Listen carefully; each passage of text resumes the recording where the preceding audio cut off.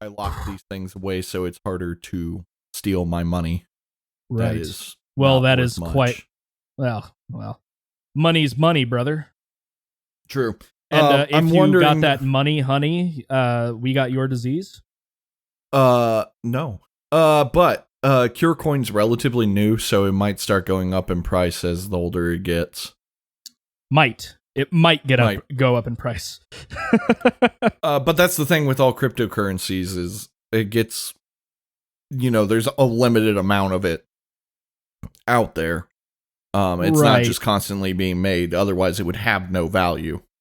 That's fair. I mean, isn't it like that's the reason why it's so hard to get back into or try to get into Bitcoin at this point? That, but also the technology has gone beyond personal computers. So you have to, there are companies out there that have entire farms of machines that are dedicated just to mining. Interesting. And so those machines will outdo your computer any day. And it's kind of like a raffle. Like the people that do the most work get paid the cryptocurrency. It's just how life works, man. It's just how life works. You gotta work. Back when it first started, you having a personal computer, easy. But also, Bitcoin wasn't worth shit back then. Okay. I think I'm ready to go. If you actually let me move my leg real quick, because it is getting uncomfortable where it's at currently. And then, of course... Oh, yeah. How is the old drainage tube? The drainage tube is gone, thankfully. But give me 1 second. I got all of my bandages off now. And the incision is fairly gnarly. I am not a fan of looking at it. Ugh. Ouch. But they said it was all clean and shit? Yep, they said it was looking great, all things considered. It's next week I'll start bending it, which I'm not really looking forward to. But yeah, it's not going to be fun. Yeah, I know. I when I broke my knee, bending it 15 degrees felt like I was moving it all the way. It was bad. It was bad. Yes. But sitting at my desk for long periods of time really it gets uncomfortable. So I can believe it. I need to do one really important thing before we start. I got to see if there's any Corey Taylor related news. I went through the past few days on Loudwire and I did not see anything. Very light on news. I pulled off 2 things and I don't necessarily care about either of them, but one has to do with a single I listened to. All right, we'll take it. Slipknot icon Corey Taylor's wife invites fans for her biggest and most intricate show. Ooh. So was Heritage the first Opeth record that was not death metal? Besides Damnation, yeah. Gotcha. Damnation technically was, but again, Damnation is a part of Deliverance technically. Piece. Yeah. I really like Damnation. I think it's a great record. Everyone loves Damnation. I haven't met anybody that doesn't like it that likes Opeth. But Heritage was the first one that marked the departure from metal. Gotcha. Or at least death metal. So, are you ready to go? I am ready when you are. Hello, everybody, and welcome to the Distorted Entertainment Podcast. My name is Ethan Carpenter. Just thought we had some interesting dialogue at the beginning of our recording session, so thought I'd leave it in. If you guys like what you hear, please rate 5 stars on Apple Music and share us around. It helps out a great deal. We appreciate it greatly. And you can find us on Facebook at DistEntPod, facebook.com/DistEntPod. Let's get into this podcast. Hello, everybody, and welcome to What Does Corey Taylor Think? The Corey Taylor Only podcast. I am Corey Taylor, and here I am joined by Corey Taylor. Mr. Taylor, how are you doing today? I'm doing pretty well, Mr. Taylor, but this is the second episode in a row where we've done this bit. No, we did not do this bit the last time where we were named Corey Taylor. That is different. and it didn't have a title. So ruined my bit. Fair enough. How's it going, Mitch? It's going good. For the first time ever, we don't have Corey Taylor news, or at least I don't. Yeah. The first episode in which I have not been able to find Loudwire talking about. Actually, I don't think that was true. I think there was some Corey Taylor stuff, but it was not important at all. Like, it wasn't anything that I could consider newsworthy. Not that like everything I've been pulling out on Corey Taylor has been, but there was nothing that important today. And I'm also kind of worried that you search for Corey Taylor news. It's like you actually are trying to make this. I don't. I go to loudwire.com/news or whatever it is, and I pull out. I go through like a few days in the past of when we record, because we tend to record about a week before episodes go up.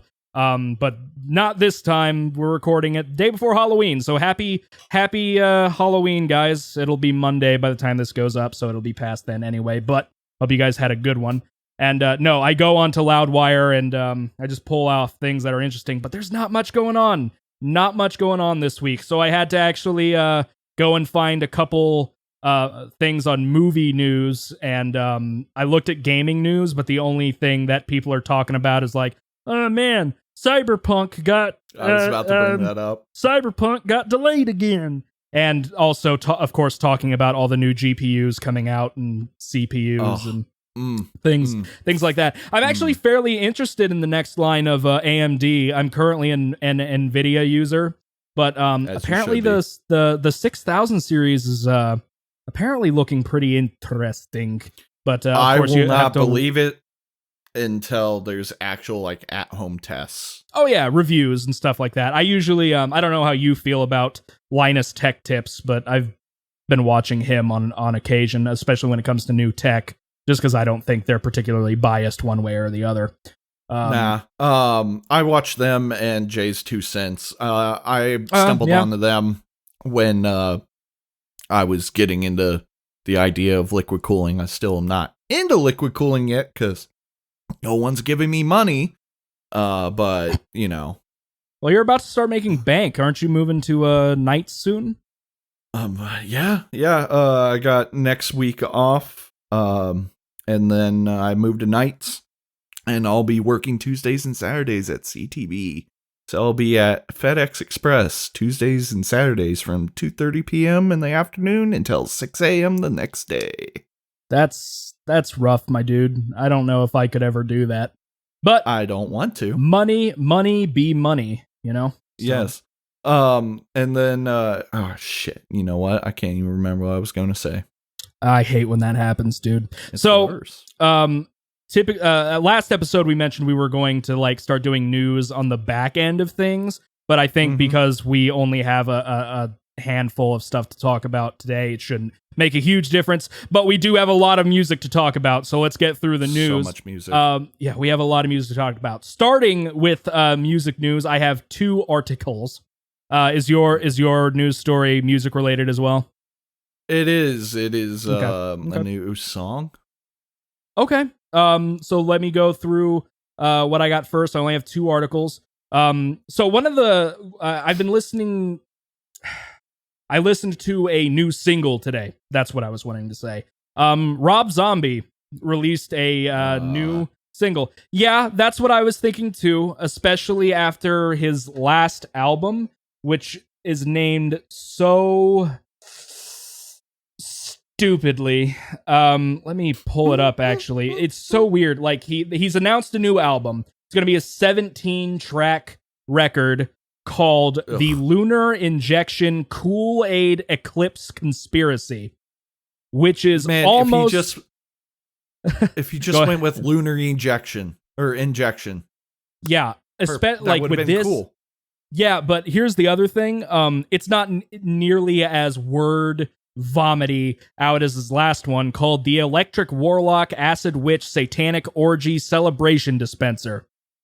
I hate this man so much. I also hate his movies. I absolutely hate his movies. I definitely agree with you on his movies. The only movie of his that I have watched that I've enjoyed at all was his first Halloween. I thought his remake was decent at the very least, but then he had to ruin it with H2 being complete garbage. So, but I forgot that he did those. I was just thinking of like a House of a Thousand Corpses and all I that. hate House of a Thousand Corpses. Yeah, so apparently Devil's Rejects is decent. But I have not seen it. I feel really weird when it comes to maybe it's a dumb thing to complain about when you're watching a horror movie, but horror movies that are just very, very mean-spirited, like that's kind of like the point of them. And from what I've gathered, Devil's Rejects is very just brutal for the sake of being brutal, and that's just not really my shtick. I had the same opinion of the first Texas Chainsaw remake that Platinum Dunes did. A lot of people like that one, but I got thrown off because of the sheriff. I thought the sheriff was too over the top. I don't know if you've ever seen that one. No, I'm not really big into horror movies or slasher films, really. Mm-hmm. I never have been, but especially when I started playing horror video games, they just didn't do crap for me. Now there are like certain ones like A Quiet Place and like some psychological horror stuff. Mm-hmm. Yeah, there are always good movies in almost every genre, but horror is packed with schlock. Halloween is one of my favorite movies of all time, the original. And like I said, the Rob Zombie one is decent, and then H2 sucks. But back to the point, I did listen to the new Rob Zombie single. It is called The Triumph of... sorry. Excuse me. The Triumph of... I'm working on it. The Triumph of King Freak, parentheses, a crypt of preservation and superstition. And I actually liked it. I especially compared to what I tried to listen to of his last record. I thought the production was great. I thought it was actually kind of heavy throughout. And I actually enjoyed it. I would recommend the new Rob Zombie single. It's just, it's a lot better than from the only song that I heard from his last record was, well, everybody's fucking in a UFO. And I'm completely good on listening to that. It was not a good song. This one, I actually do recommend. I am tentatively giving it a thumbs up. I accidentally hit the button that makes your mouse cursor go slower, and I hate my life. So, I do recommend that one. I think it's pretty good. And then, will I listen to the new record? Maybe. If he releases like a couple of singles, the record's coming out on March 12th of the next year. If the next couple of singles are pretty good, I might check it out. I'm not against Rob Zombie's music. I like his older material a lot more than his most recent material. But I think Rob Zombie is capable of making good songs. It's just he doesn't. Wow, so that's a Mitch opinion right there. I mean, what's your overall opinion on Rob? Are there songs that is it kind of like everything? There might be a song or two that you like or can tolerate, but otherwise not really. I have never done a deep dive on this man at all, so I can't even speak on like an album level. But everything I've heard, I don't like his voice. I don't like the sound. Yeah, so something. That's something that I actually thought of with this new track. So apparently, for his older studio material, he double tracks his voice, and that's why it has a really weird tone to it. But this one, it doesn't sound like he did that. His voice sounds a lot cleaner than it usually does. Double tracking is like a normal thing in the studio. Sometimes. So when it's, for example, the first 4 Metallica records, they double tracked James's voice. That's why there's like a way different like vibe on his vocals from those records versus once they hit the Black Album, because by the time he hits the Black Album, he's a lot more comfortable with his voice. So there's still probably some double tracking here or there, but it's mainly just one take. Me personally, for music that I've been working on recently, I've much more preferred a one take for the most part, and then layering in certain spots. So it just kind of depends on what you're going for. But what Rob apparently did was when he double tracked both layers were at the same volume, so it just kind of had a weird an obvious doubling effect. And I don't think it's on this track. Maybe you should check it out. It might be, you might think it's okay. I don't know. I thought so. Depending on how the next few singles go, I could see myself listening to the new record. The second piece, this is really just kind of one of the headline cool type things. Rob Halford says a duet with Behemoth's Nergal is definitely going to happen. Do you mean Nergal? I don't know. Nergal, whatever. But yeah, I've been hearing about that. Actually, Nigel Thornberry. Nah. Hey, that's the second episode in a row that Tim Curry got mentioned. But yeah, I always forget that. Oh my god, I always forget that that's Tim Curry. Mm-hmm. I forget that a lot too, but it just reminded me. So yeah, Rob Halford wants to work with Nergal. That's kind of cool, I guess. I haven't really listened. I think it'll be interesting. I haven't really listened to that band all that much, so who knows? What kind of music news do you have? Well, before I move on to that, I remember what I was going to say. So you mentioned that, the spookening's happening tomorrow as of this recording. But the more spooky thing's happening on Tuesday. Election day. The election. Yeah. Vote, guys. It's important. Not only that, it's my birthday. Oh, that's a horrible birthday. Yeah. Pandemic, really terrible election, Mitch's birthday. Yeah. Yep. That's going to be a great birthday present. So, yeah, just sitting there watching and just being like, all right, now is the country going to be super on fire or only kind of?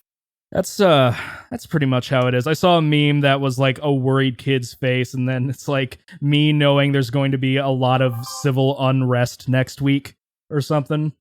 So yeah, I tried to. Right. We're not going to talk deep politics on here, but I did go try to vote early the other day, like after my leg appointment. I had surgery on the 12th. I went to the doctor's appointment and I asked my aunt, hey, can we pass by the town library? Because that's where it's voting. They had like so many people in line to the point where I'm like, all right, let's just go home. I'm not going to wait around on crutches. Yeah, that would suck. No, even I voted early a while ago because it opened up at like the beginning of October here in Indiana. At least Bloomington did. Which is my polling place because I still use my parents' address as my home address. And I stood in line for like 3 hours. Yeah, apparently, what's it called? Marion. Apparently Marion had like 8-hour waits. It is ridiculous.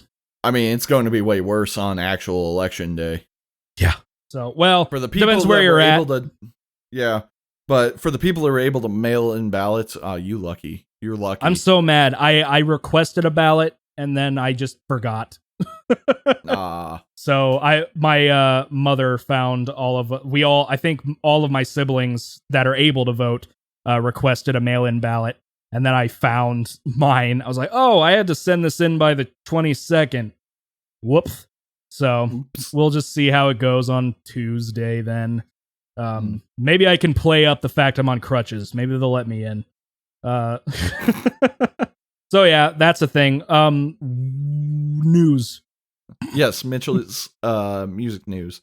Because we are actually recording this slightly later than what we had planned. Peek behind the curtain, me and Ethan weren't feeling up to it on Sunday. And then I work a lot and he has less of a knee now. Once it heals, I'll have a great knee. But right now, nope, I'm down one leg. So we're recording this on Friday, the day before. Gojira released a new track. What? But don't get too excited. It's an old track that was never released. Boo. So I want a new track. It's called Inferno. Apparently they wrote it back in 2003. which is the same year that their second album came out, The Link. And I listened to it right before we started our call. It definitely sounds like it belongs on The Link. It's kind of weird, but I'm also not the biggest fan of that album. It's not a bad album. It's just like, out of all the Gojira albums, I think it's the worst one, which is not saying a lot because all their albums are good. So it was all right. It's not something that I was like, oh wow, I was really missing this, but it was just it was a B-side. So yeah, for sure. Oh, that's cool. Is there any news about them dropping a new record yet? Nope. The closest thing you can get from this is this was shot in their studio live. So I don't know. They're in their studio still. Gotcha. And they have their own record label, if you didn't know that. I did not know that. Yeah. Well, maybe not record label. They have their own studio, which is Silver Cord Studios in New York, because Mario and Joe live in the United States now. Oh, that's kind of cool. It's cool to have your own studio. I tried to do that, but I can't play any music, so it doesn't do me very, very good. Ooh, another one. Dark Tranquillity released a new track, I believe, today as well, and I listened to that. Loved it. It's still Dark Tranquillity. It's still the Dark Tranquillity I love. So once again, I am excited about this album. Yay. Sorry, I had to spray my cat with a can of air. He's being a bad boy. Anyway. Liquid oxygen. So yeah, music news pretty light today, but I actually do have a couple things from the movie and television world. I know that you said on, yeah. I forgot. We mentioned the video game news and of course Cyberpunk being delayed. Somebody made one of the best memes, which was the Cyberpunk 2077, whatever that covered art is, with the main guy's head on there. They took his head and put it on Duke Nukem Forever. Here's the thing. CD Projekt Red, I know that there's probably a correct way to pronounce that given the way it's spelled, Project or something. I think they would have to bomb pretty hard for it to be compared to Duke Nukem Forever. 100%. They're just making fun of the whole.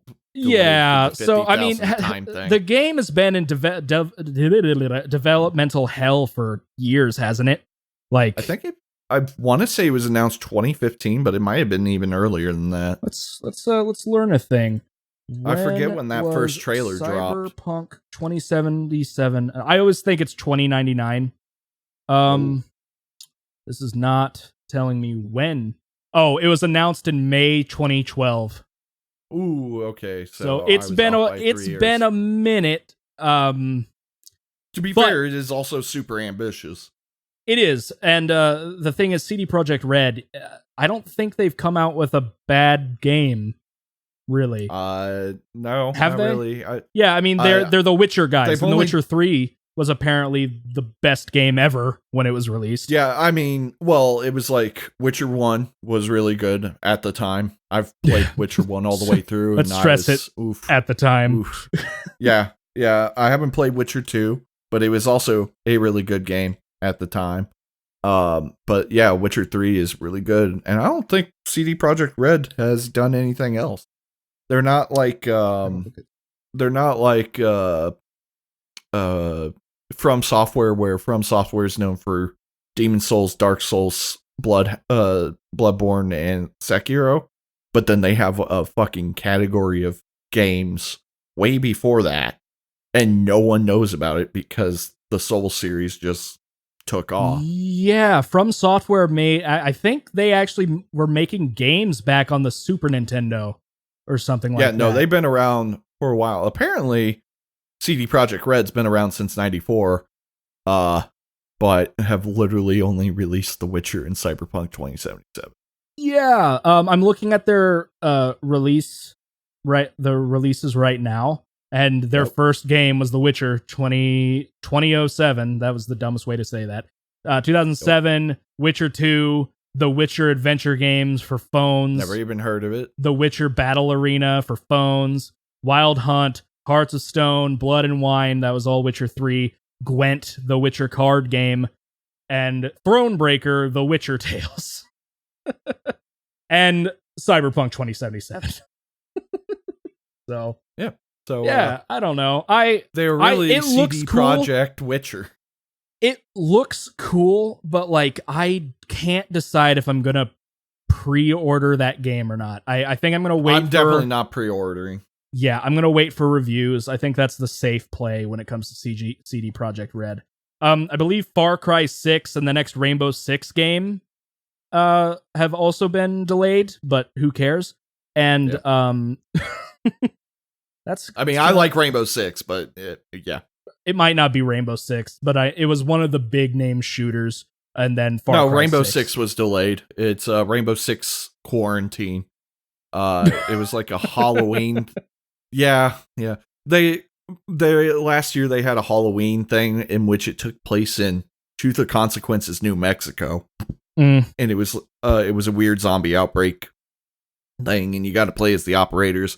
I guess they thought it was good enough to make a standalone game? Question mark. I never played it, but my mom, when she found out that there was a game that took place in Truth or Consequences, New Mexico, lost her shit. She's from Truth or Consequences. Interesting. It's not a well-known town despite the weird-ass name that it has. I feel like I've heard about it before, but I guarantee that it's because I'm sure it was name-dropped in a Clint Eastwood movie at some point. Wouldn't surprise me. I think that's how it goes. I actually had a different name at one point, and then like a radio talk show host that was really famous said he would visit the town every year if somebody changed it to that. And there you go. And he kept his word. He kept his word every year. Interesting. So, all right. New movie news. Got two things. I know we briefly discussed the Halloween movies earlier. They just released a new teaser for the next Halloween movie. It is entitled Halloween Kills. I hate the title. It is a bad title. It is a bad title, and then the next one after that is called Halloween Ends. Ooh. Get some better titles, my dude. Anyway, it's not a huge trailer. It's 30 seconds, but it looks pretty interesting. I guess Nick Castle is going to be part of it a little bit more. He was the original Michael Myers. It still has Jamie Lee Curtis as Laurie Strode.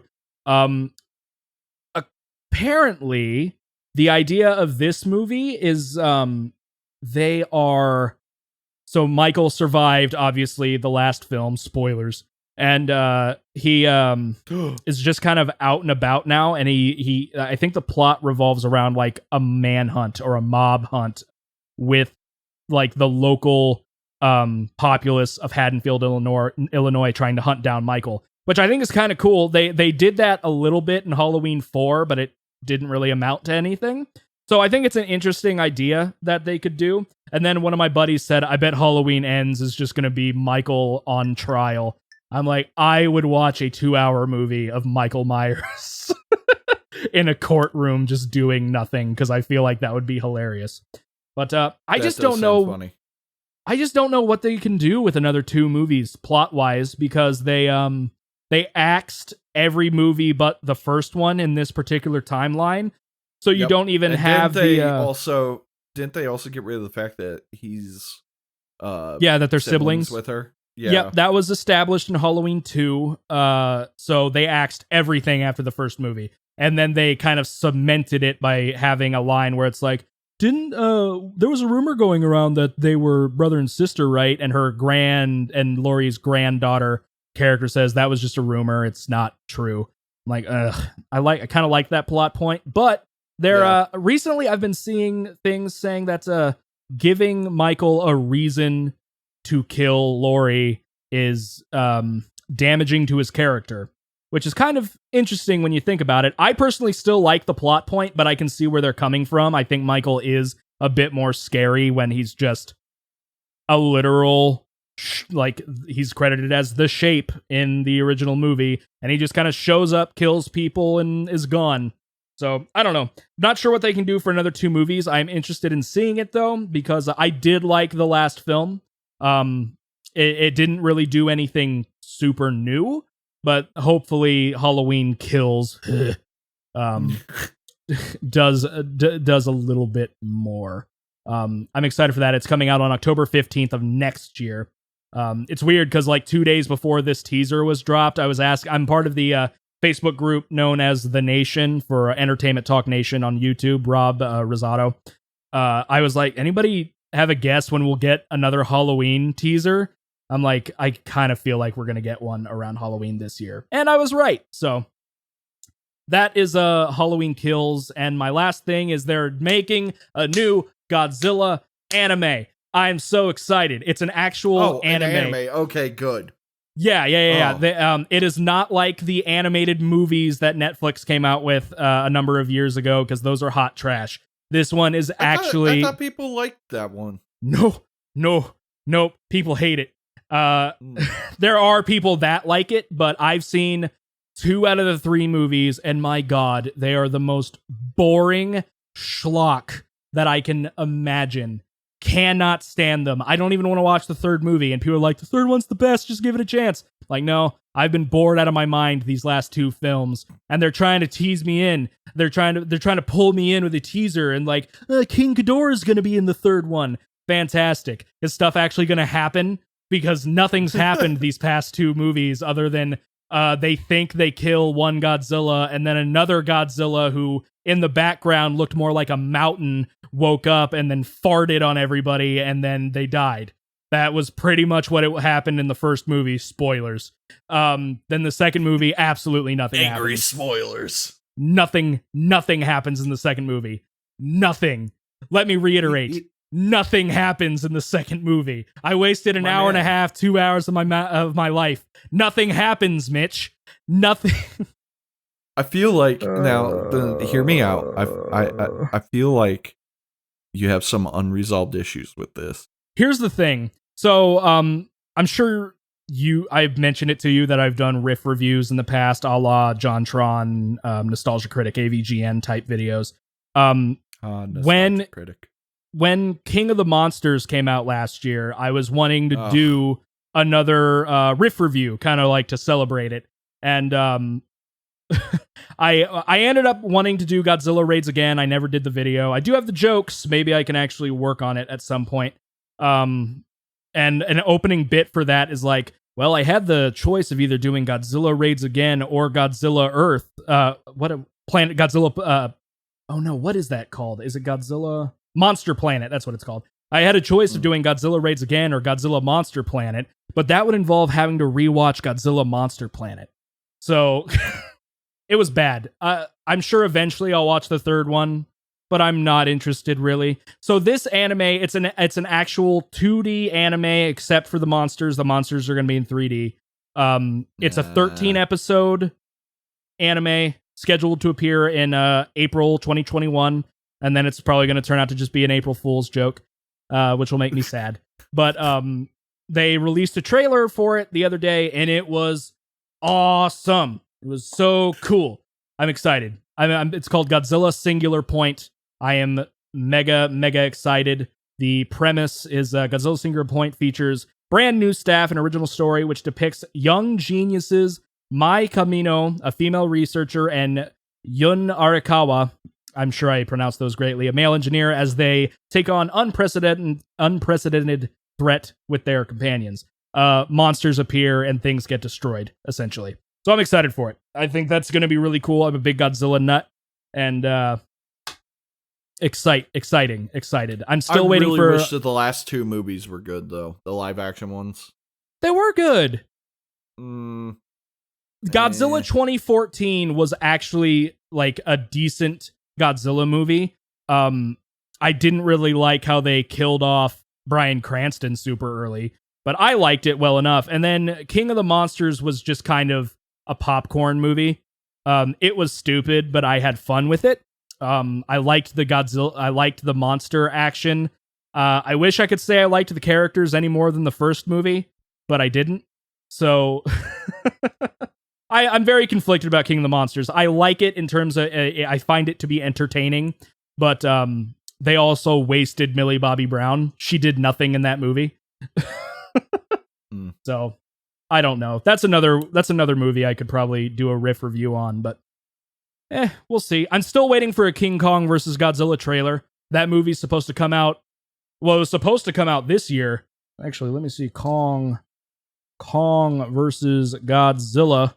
Yeah, well, it's Godzilla versus Kong. My bad. It's been delayed from 2020 to 2021, but I guess it's coming out in May, and we haven't even gotten a teaser of it. Nope. Which was a problem with King of the Monsters. Well, no, it was the opposite problem with King of the Monsters. King of the Monsters had so many teasers start coming out that you could. It showed a lot.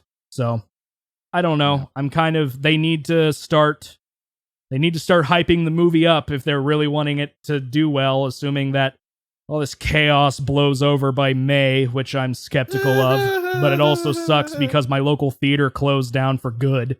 So now I have to go find somewhere else, which is a bummer. I guess Millie Bobby Brown is in this movie too, which means that they're somewhat continuing the last movie, which I'm upset about, unless if they actually do something interesting. They won't. But Big Monkey. Excuse me, he's a gorilla. There's Big Monkey fights lizard breath. I can only think of monkey. Actually, what did you think of Kong Skull Island? Did you watch that one? I mean, I watched it when it came out, so I was like, small. I don't know how small. When did that come out? That came out in 2017?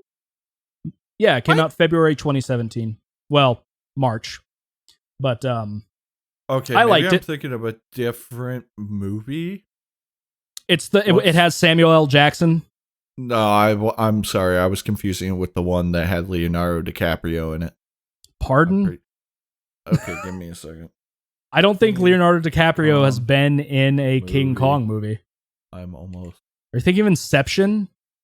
No. Yes. That'd be really weird.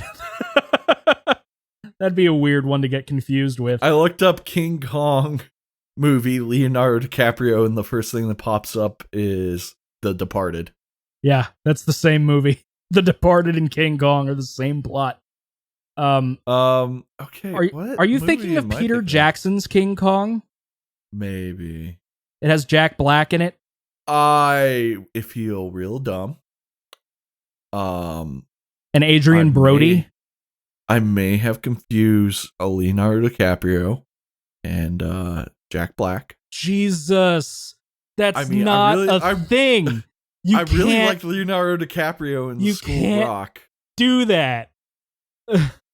I caught that joke. Yeah, I didn't see Skull Island. I saw the Peter Jackson King Kong. It's another popcorn movie. I think it's more enjoyable as a plot wise than Godzilla. But it was good. I thought it was good. It was very funny. It's one of the times that I actually found John C. Reilly to be funny. I just want to clarify that one had like dinosaurs and giant bugs in it, right? Yes, the Peter Jackson's King Kong had that. So that's kind of a staple in most King Kong movies, except for the 76 remake with Jeff Bridges. That movie sucks. To be fair, anyway, I haven't really seen any kaiju movies. I can definitely give you kaiju movie recommendations. That is definitely my shtick. I liked Pacific Rim 1. Pacific Rim 2 was pretty garbo. But I recommend the first one. The second one actively killed brain cells. So stay away from that one. I don't know. It's kaiju's real hit and miss. But Guillermo del Toro, however you say his name, did the first Pacific Rim. I think he did the second one too, but as stated, it's bad. So Yeah, a lot more movie discussion today. Before we get going, Mm-hmm. I will be right back. I just need to take my meds. Oogie. All right. So we're back. Be glad that I'm editing out what we just talked about. I wish I could edit out that in which we talked about, even though I am a medical person. Yeah, super fun. Anyway, so we have a lot of music to talk about. I was not really wanting to front load so much news and discussion, but we got into a tangent, and then Godzilla got brought up, and like that's my baby. So I'm gonna be starting things out today. Mitchell gave me this was a lot different because we both gave each other 2 albums. Give me 1 second. 5th episode special. Yes, 5th episode special. We got 2 records. I was given 2 albums by the absolutely legendary Opeth. I received Blackwater Park and Ghost Reveries, albums that I've been told for years that I should actually listen to. It's kind of funny, in the past couple of weeks, via Time Hop or Facebook Memories, I guess 3 years ago, I did listen to the title track of Blackwater Park, because I've had it. It's one of the 3 or 4 Opeth songs I downloaded completely legally onto my phone. Completely legally? Completely legally. A number of years ago. It was that, Death Whispered a Lullaby, and Deliverance. And then I really picked up on Death Whispered a Lullaby. I actually covered that on my YouTube channel. Good song, good record. Previous to this, the only Opeth record I have listened all the way through was Damnation. So now I've got 3 of them under my belt, and I will be going in release order. So we're going to start off on Blackwater Park. First of all, Mitch, do you have anything to say to me before we begin? You better fucking like these, because literally it's like, come on, man. Okay. Don't hurt I mean, me like that. Obviously I can, I think I'll just front load that. Yes, I did enjoy both of these records immensely. I did not get to listen to them as much as I typically do. So like I said earlier, I had surgery. So I usually listen to music and podcasts and stuff like that at work.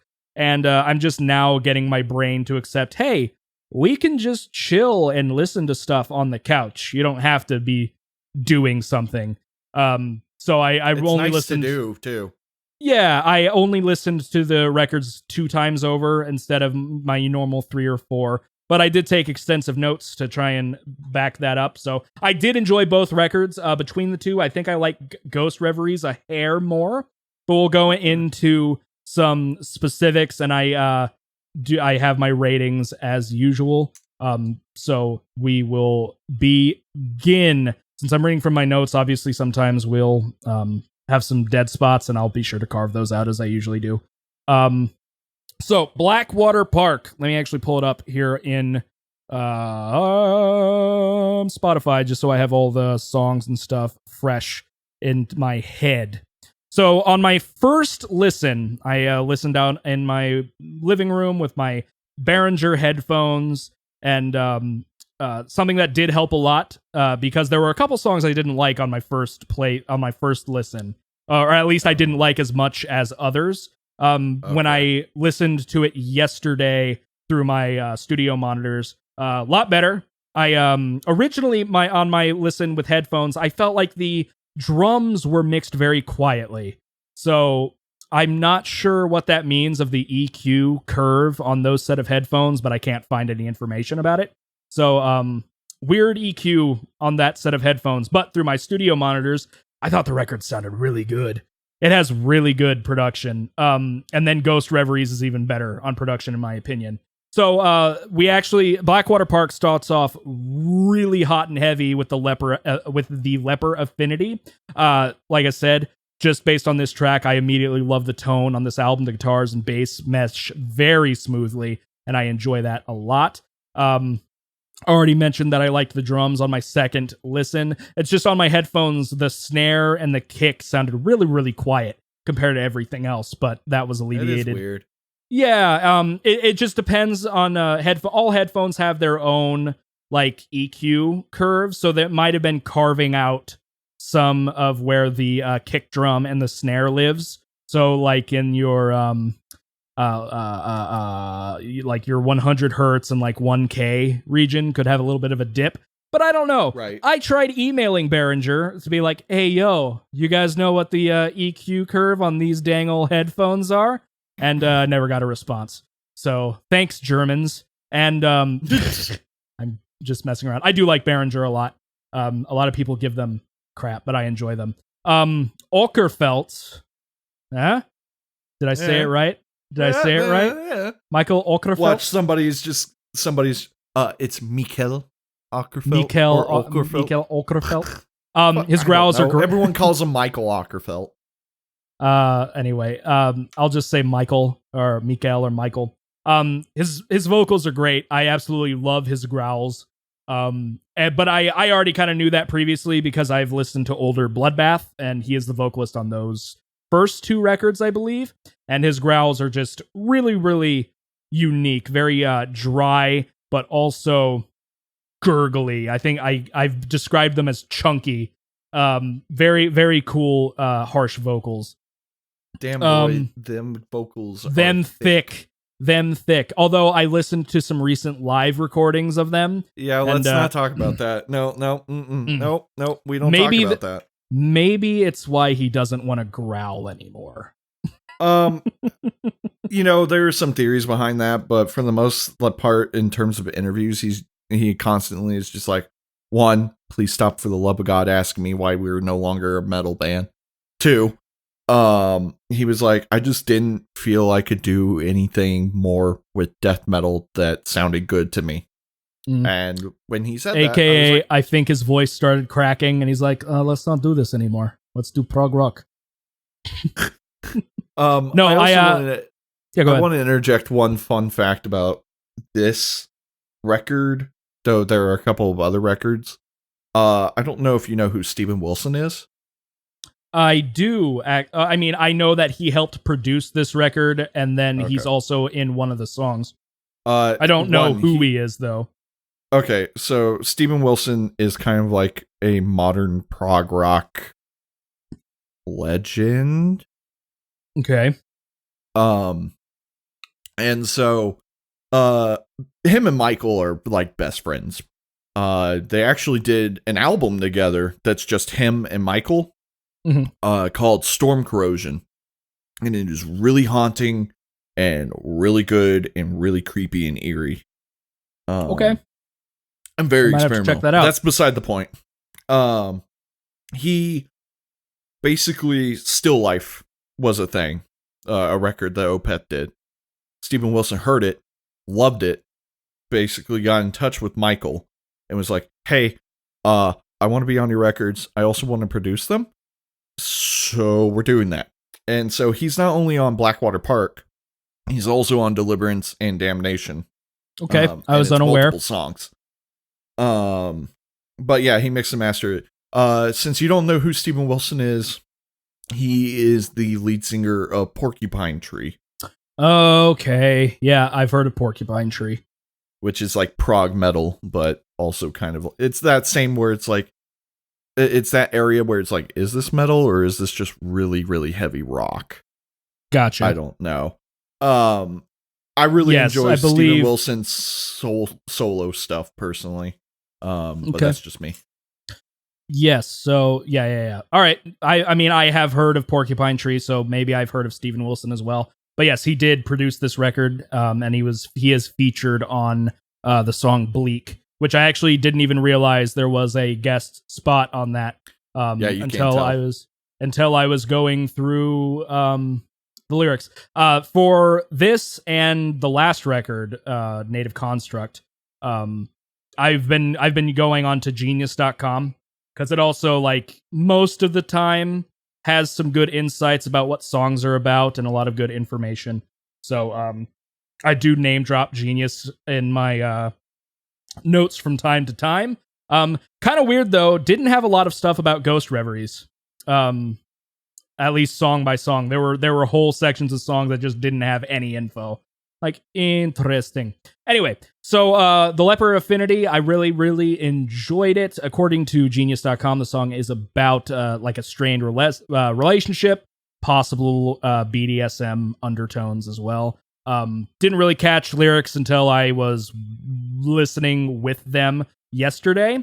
Something I really liked about this song was in the beginning and near the end, they actually played with the panning of the vocals. So at the beginning, sometimes Michael's vocals are coming out of the more of the left ear, and then they kind of switch it to the right ear, when usually vocals are very panned center for the most part. So I just kind of thought in terms of like mixing, that was an interesting choice. I liked that a lot. And then around 8:30 before the piano section, it was a toe tapper, headbanger. I liked it a lot. Leper Affinity, great way to start the record. Then we go over to Bleak, which is the song that I just mentioned that has Steven Wilson as a guest spot. Lyrically, it's about somebody killing their cheating lover and dumping their body into lake, according to Genius. Kind of caught that in the lyrics.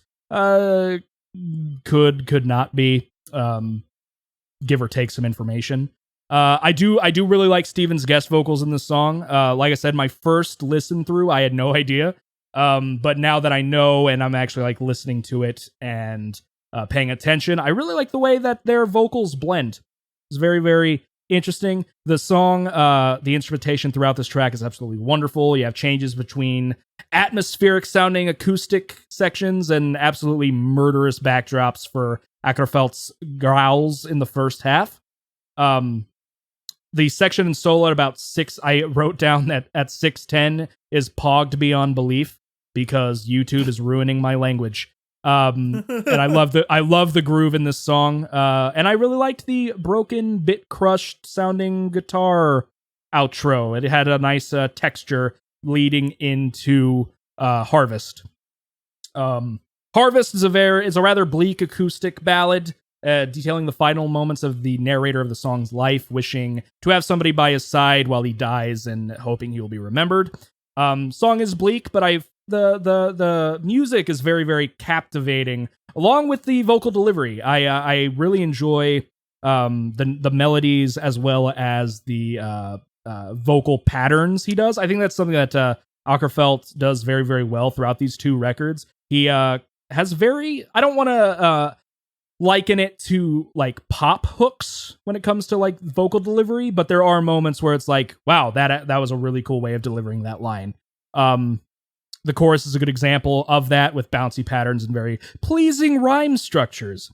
I should have the lyrics open to that because there was a specific thing that with Ghost Reveries, I actually typed out lyrics. And I really do like the delivery of the chorus, the halo of death, all I see is departure, mourner's lament, but it is me who's the martyr. Just a very, very cool way to deliver those lines. Really enjoyed Harvest. Album is 2 thumbs up so far. We go into The Drapery Falls, which was the lead single off the record, and received, according to Genius, it did receive some radio play after they had a 5-minute and 5-second cut instead of the 10 minutes, 52 seconds.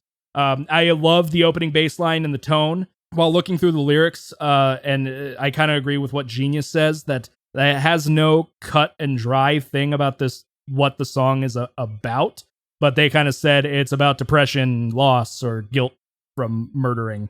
I lean towards the just overall depression angle. If you have some sort of better knowledge about that, please feel free to let me know. I don't know if you have any insight of what the Drapery Falls is about per se. I do not, but it is possibly my favorite song off the entire album. It is a great song. I don't think I specified what song was my favorite on this. I did in Ghost Reveries while typing stuff out.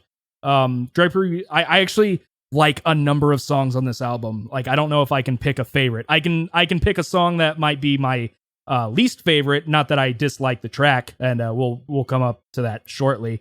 Really like the Drapery Falls. It's about 11 minutes of just straight prog, sections switching to new ideas over and over effortlessly. Nothing ever starts to feel old, because by the time it does, it's already switched to a new section. The only complaint I have is, while following along with the lyrics, sometimes Michael's growls can be a little on the under-enunciated side. where it's like, oh, he skipped over like 3 words that I didn't catch that were supposed to be said. But otherwise, that's the only complaint that I can have about the Drapery Falls. Now, Dirge for November, on my first listen, I did not like it. I don't know. I did not really know why. Keep in mind, my first listen was on headphones. Maybe the mix was just affected too badly, but I don't like the beginning. I'm not a fan of Michael's sung vocals at the beginning of this track. It sounds like he's almost straining his voice, which is possibly intentional. I'm just not a fan of how that goes. The song does get better as it goes, though.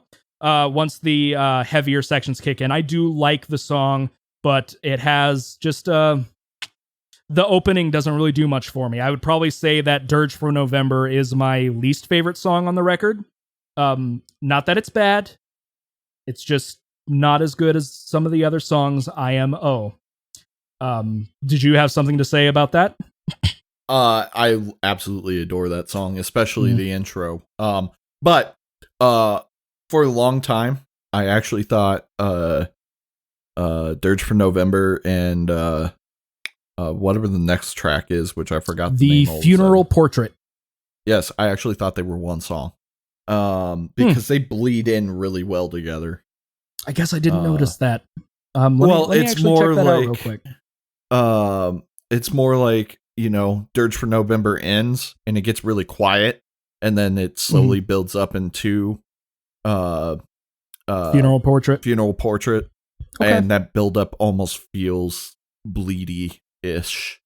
Okay. There is definitely a couple of songs in Ghost Reveries that does that really well too. I guess I just didn't catch it. So that's my bad if I did. Funeral Portrait is great. It's a great track. It has some a lot of groove, and it's a genuine head bobber. Lyrically, it's another song about upcoming death. Not much to say about this one, other than it's fairly catchy, and I do enjoy it. Good song. The following track after that is Patterns in Ivy, and it's a surprisingly short track at about 1:50, where almost every other track is pushing 6 minutes or longer, which I think is kind of par for the course for Opeth. It's a short instrumental. I'm indifferent about it. Nothing negative to say, but nothing like it's okay. You might be interested to know there's a Patterns in the Ivy too. Yes, I saw that on Genius.com, but as the track is not in the it's a bonus track. Yeah, it's a bonus track. It does not appear on Spotify, so I did not listen to it. I probably will in my spare time. It's a good track, especially. I don't know why they didn't include it in the album. I mean, obviously it's on the special edition, but I think it would follow up really well with Patterns. Ooh, excuse me, hiccup. Patterns in the Ivy. That being said, it's still a good track. To add a Funeral Portrait, I really enjoy the final vocals, the clean vocals at the very end of the song. I absolutely love that. It reminds me of a track on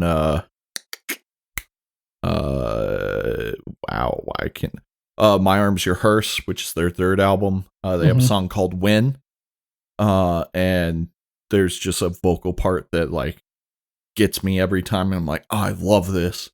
Also, you should check out Demon of the Fall, because that's like one of their most popular tracks. Okay. I'm trying to remember Funeral Portrait. Is that the one that's you wait by the window, morning's breath on the sill? Or is that another track? I know that's definitely I have it pulled up. It could be Bleak. Could be Bleak. Beating heart here, still. I'm pulling it up now. I mean, I have it up. I could take a listen to it real quick.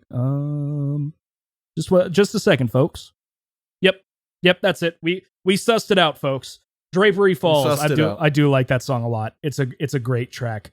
And then it was very amazing good live when I saw them live. The 1 out of 5 times I should catch Opeth next time they roll through. I really man, I wish we had done this earlier. like, when we were talking about doing this, because they came by in February. That was actually the last live concert I did. And it's a great one to end it on. Yeah. They did, I think, like 4 or 5 tracks off of their newest record. And then they did 1 track off of each record from Blackwater Park on up. Okay. And like, no, actually, I think, did they? No, because I'm pretty sure they did Demon of the Fall. I'm going to say they didn't, but like they did, I think they did the Leper Affinity, and then I'm pretty sure they did Ghost of Perdition. And then I'm not going to name the other ones. I just felt like naming the 2 from the albums we're discussing. But it was a really good concert. But there's never been a bad Opeth concert I have been to. I have seen them, I think, 4 or 5 times now live, and each time it's a brand new set list. Like, I mean, granted, they have like 14 albums to pick from. But yeah, the first time I saw them was in 2012, and they played with Catatonia. And I have heard of Catatonia. Can you answer me a thing real quick? Yes, go. Do you know what is the Candlelight Years, like a compilation of their first few records? It's on Spotify. It's 3 discs, which is, I'm assuming, the first track on disc 1 is In the Mist She Was Standing. Last one is Into the Frost of Winter. The first one on 2 is Advent. Wait, did you say the Candlelight records? The Candlelight Years. Okay. I wonder if I think that might just be their first 3 albums. Because gotcha. I'm pretty sure they were under Candlelight Records. Okay, yeah, that makes sense. I was just curious because I was going through I was going back to Ghost Reveries on their Spotify. Yeah, and then what can I say? I mean, what can I say about the title track, Blackwater Park? That hasn't been said before. It slaps. I don't think I can go into any much more detail. It's a great song. There's nothing bad about it. I liked it a lot. Just the closing, like, growl of like Sunsets Forever on Blackwater Park. Yes, I see. When I first listened to it, I didn't catch that lyric. And that's just such a killer way to end the record. And then it just outro. It's like there's no like going quieter, and then some comes in, which they like to do a lot, which is fine. But it's just like heavy guitars, and then the last like few seconds, it just like cuts all the heaviness, and it's just that nice finger-picked acoustic guitar. I can never get over how good of a music writer Michael Ockerfeldt is. Yeah, it's absolutely fantastic. I love it a lot. I'm definitely going to be listening to more Opeth. Yes. I listened to a little bit of their most recent record, and I was surprised. I enjoyed it quite a bit. I listened to the first 5 tracks, something like that. It's just a post-metal Opeth. The only experience I have is listening to Sorceress when it came out, the title track, and I just didn't really like it that well. It kind of reminded me of like stoner rock, or like. Oh, so you didn't even listen to the full album? You just listened to. No, I listened to Sorceress. I didn't like it, so I was like, I'll pass. There are good. There are definitely good songs on there. Gotcha. And when it comes to rating Blackwater Park, it's really, really great. I don't think I can give it a 10, just because there are parts that I don't personally like as much. I'm going to tell you this right now. I'm going to meet you at a Texas Roadhouse parking lot, and we're going to throw hands.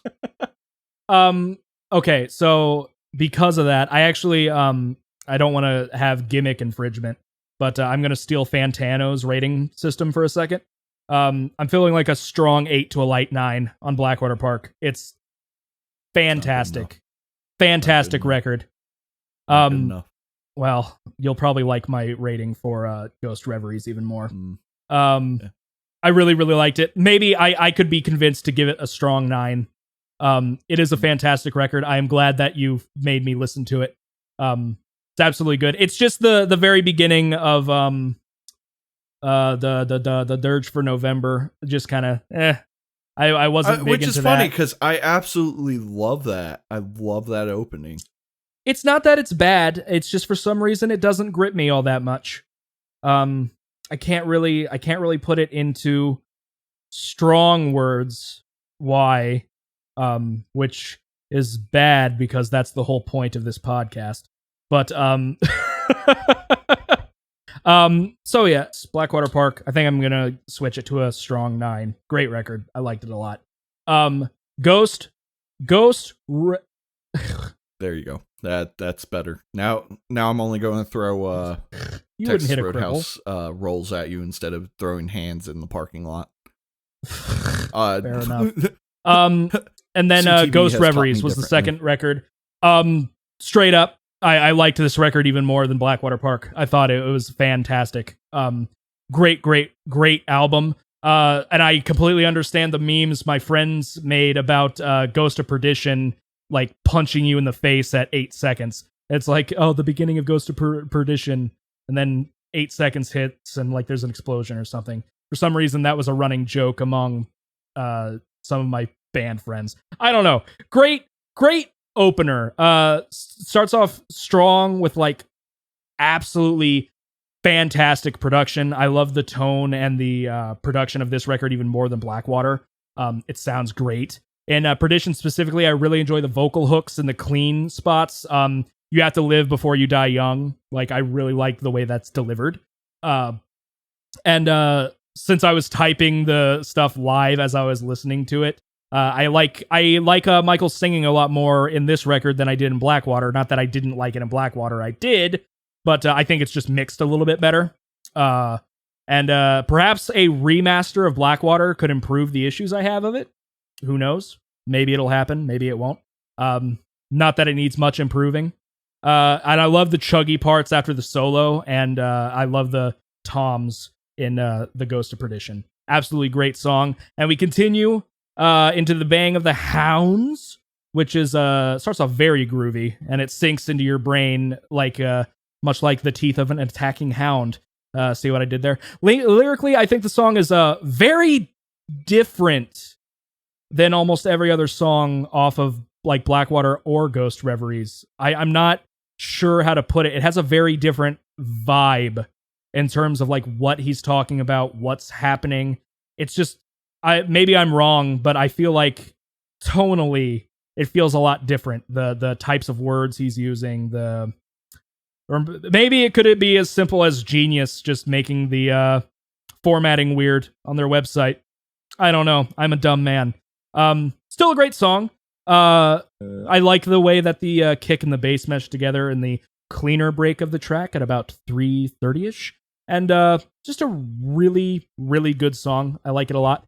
It is not the longest. I thought it was the longest track for a second, but nope, that is Reverie, Harlequin Forest. We will get to that shortly. An in general note I have down, I do love the contrast in this record when it comes to the heavy sections and the clean sections. Everything just sounds fantastic, and it really, really goes well together. Something that I liked in The Bang of the Hounds, there is a repeated lyric early on called Beneath the Mire. He says Beneath the Mire, yada, yada, yada. And the next song is called Beneath the Mire. I thought it was kind of a cool foreshadowing thing. I'm not sure. Something that Genius was saying, and you can let me know if I'm wrong. Ghost Reveries was planned to be a full-blown concept record, but then that kind of fell through by the time this was released. That's what I've heard. Yeah, so some songs kind of feed into others while other songs don't. So I kind of agree with that when I'm just listening to everything and looking through the lyrics. Not everything quite correlates, but there are some songs that do. So yeah, that was kind of cool that he called forward to the next title track. The song, again, has a really nice groove and a very interesting solo in the beginning that that's either in a key or a scale that I'm unfamiliar with, but it sounds kind of Egyptian. I don't know. Yeah. I liked it. Yeah, 100%. I liked it. Strangely, it's a song that has no lyrical meanings on Genius. Nobody broke this song down at all. I have no idea what it's about, but I like it. And almost kinda, if you squint hard and you're listening, at about 7 minutes, it almost feels genty. It almost does. It's very. I will have to listen to that. It's very interesting. Bring into this one, because there's a part in this song I absolutely love and wish they had continued it further. It starts at 5:30. And it just, the riff with the vocals is amazing. It's the actual ripped in vocals start around 5:43-ish, but it's the part that goes, Web for Sol. Well, never mind. Cut that out. That was out of tune. Well, I'm listening to it right now. Oh yeah, absolutely. Sounds great. Let me make sure my timing thing was it. Yeah, at about 7 minutes is what it feels almost genty-ish. So for the next track, Atonement was a song that I didn't like on my first listen. But on my second listen, I enjoy the very beginning of the song. I like the tones. It's just it's definitely my least favorite for sure on the record. I agree. The lyrics and the singing don't really do anything for me, but I like the music, but it does get a little repetitive, interestingly, yeah. Which never happened in Blackwater Park. But Atonement, it's not bad. It's just my least favorite track on the record, kind of like the Dirge for November on the previous album. But unlike this one, you were wrong about Dirge, so it's fine. I can't be wrong. It's just an opinion. No, that's not how this works. We follow that up with the longest track on the record, Reverie / Harlequin Forest. Like I said, it's the longest song on the record. I do like the immediate start. It kind of blends from Atonement just directly into the track. I like it a lot. Lyrically, we have some callbacks to the earlier songs. He hears the hounds. Then my notes mention the fact what we already went through, that the record was supposed to be a concept, but it didn't really. I like the vocal melody in the beginning before the first set of harsh vocals kicks in, and then the song just kind of continues the trend of this record by being super groovy throughout the entire track, and I love it. They do be grooving, though. They do be grooving. This song live fucking slaps, man. I've heard it twice live, like me being there.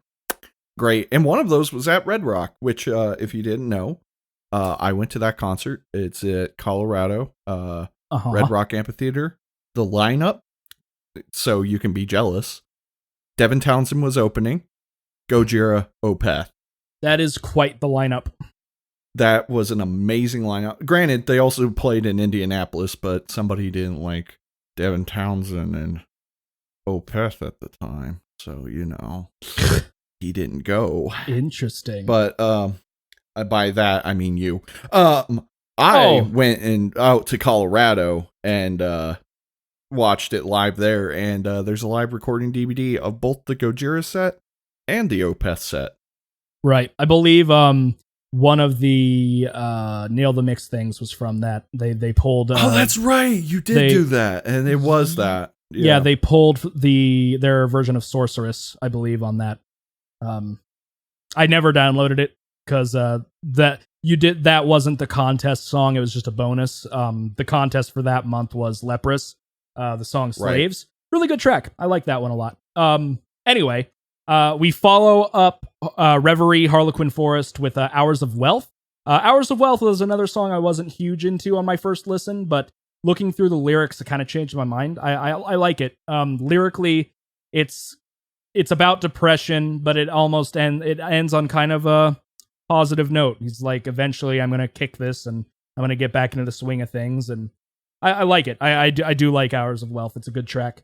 The Grand Conjuration is a song that I didn't really remember off the top of my head. Like after I was done listening to both records, it was kind of hard for me to pick out riffs, which I think is kind of a common thing for me when it comes to prog, just because it's always changing so much. So it's hard to kind of remember. But as soon as Grand Conjuration kicked, I was like, oh, yeah. I remember this riff slapped, and the vocal patterns, melodies slapped. It's an excellent track. I think Grand Conjuration is my favorite on the album. I really like the contrast. And children. What's that? It's about Satan. It's about Satan children. Mm-hmm.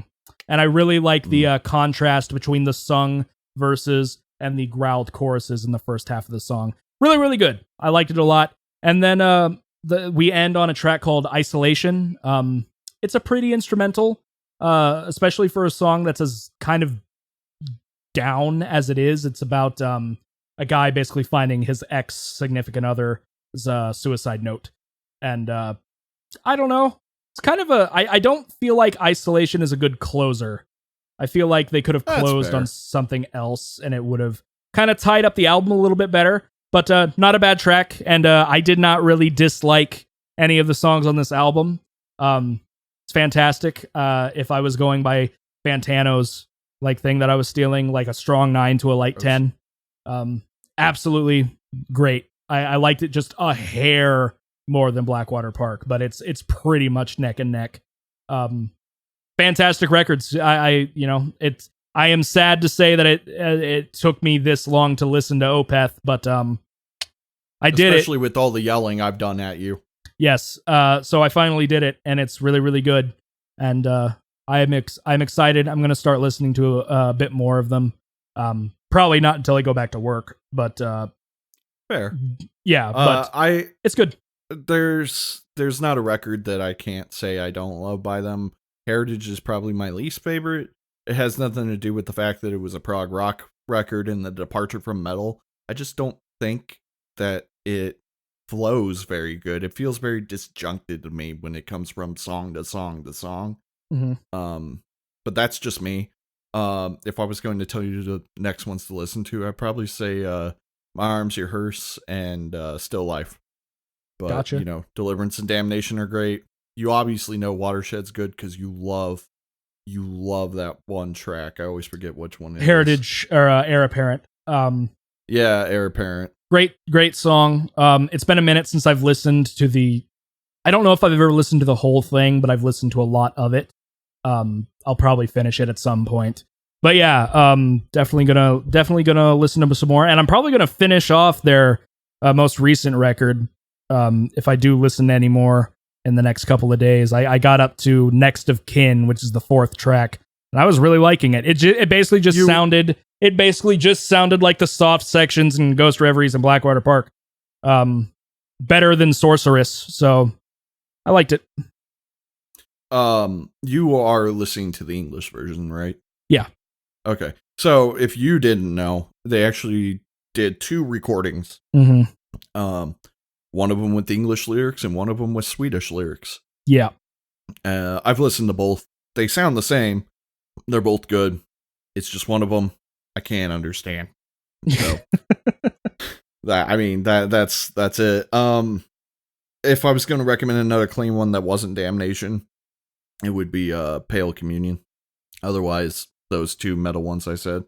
But just to give my opinion, besides the fact that I absolutely love Opeth, and that younger high school Mitch was a dumbass. I cannot phrase that enough.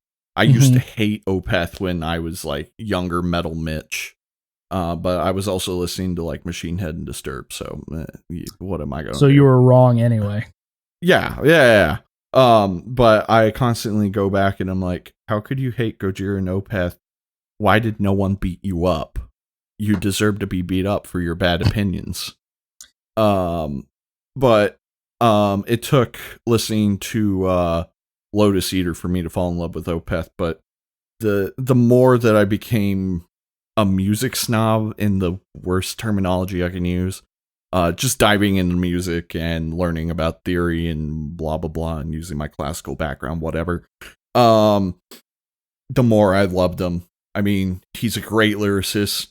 He speaks English better than a lot of Americans I know, that's for sure. And he knows a lot more words than other people I know. And just the way he writes music, and I don't know how much the rest of the band writes music in there. I don't know how much they play a part. I just know he is a good source of the writing.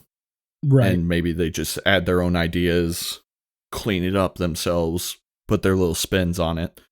Or maybe it is a full band collab. I don't know, but they are brilliant at what they do. They put on amazing live shows. He's hilarious to watch live, by the way, because he does just a bunch of dry humor. Yeah. And it's great. I from when I looked up their more recent live things, I was looking up like multiple versions of Heir Apparent, and he likes to joke on stage, which is really cool. I also I don't know if you saw when I posted it, but on Facebook when I was on genius.com, I'll send it to you in the Facebook message real quick. I just found it very, very funny. I just like Michael Ackerfeld. Genius. Yeah. Yeah. That's great.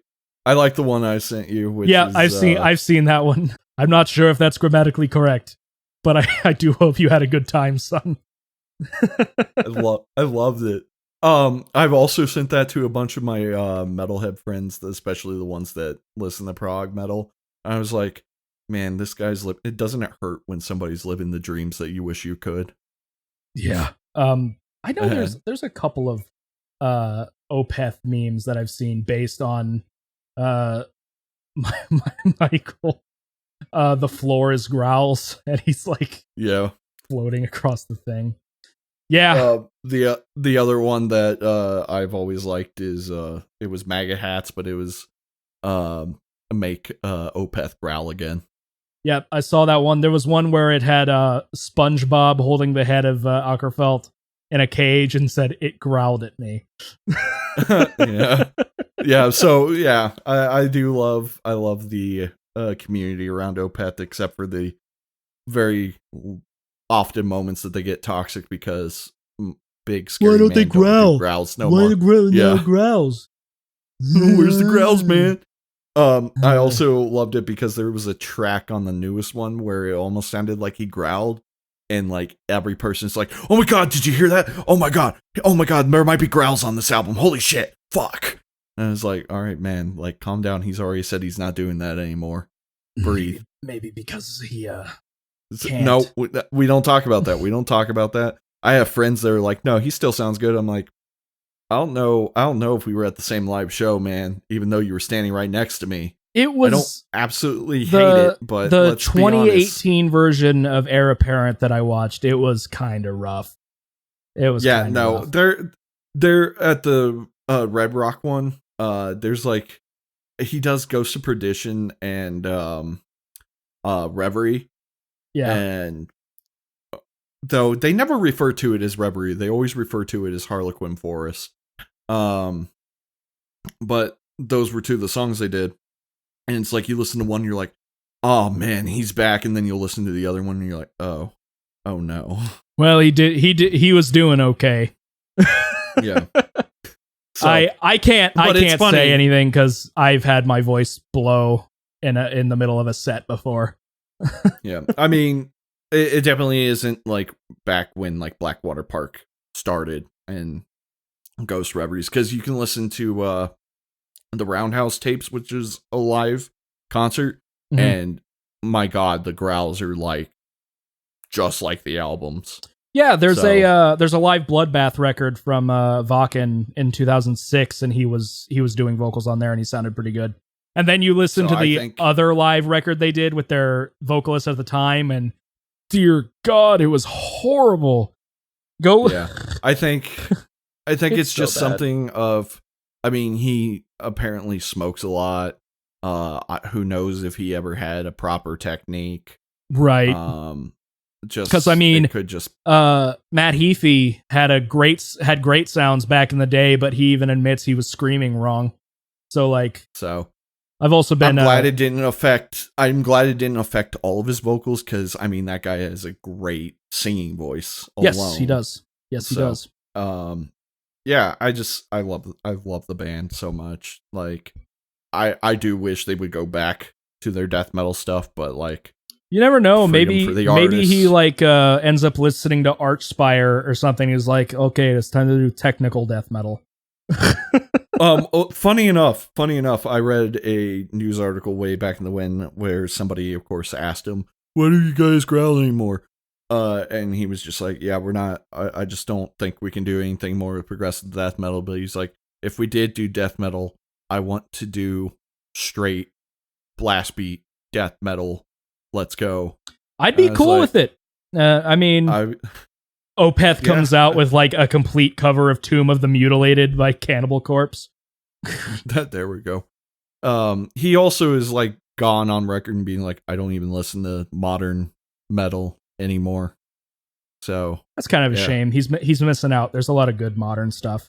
So yeah, I mean, you know, I've heard that from Devin Townsend. I've heard that from a lot of people. And I'm just like, man, come on now. There's good stuff out there. Yeah, I'm glad that you like the records. I figured you would, but you know, there's always that chance that you were just like, I didn't get it. It's too complex, man.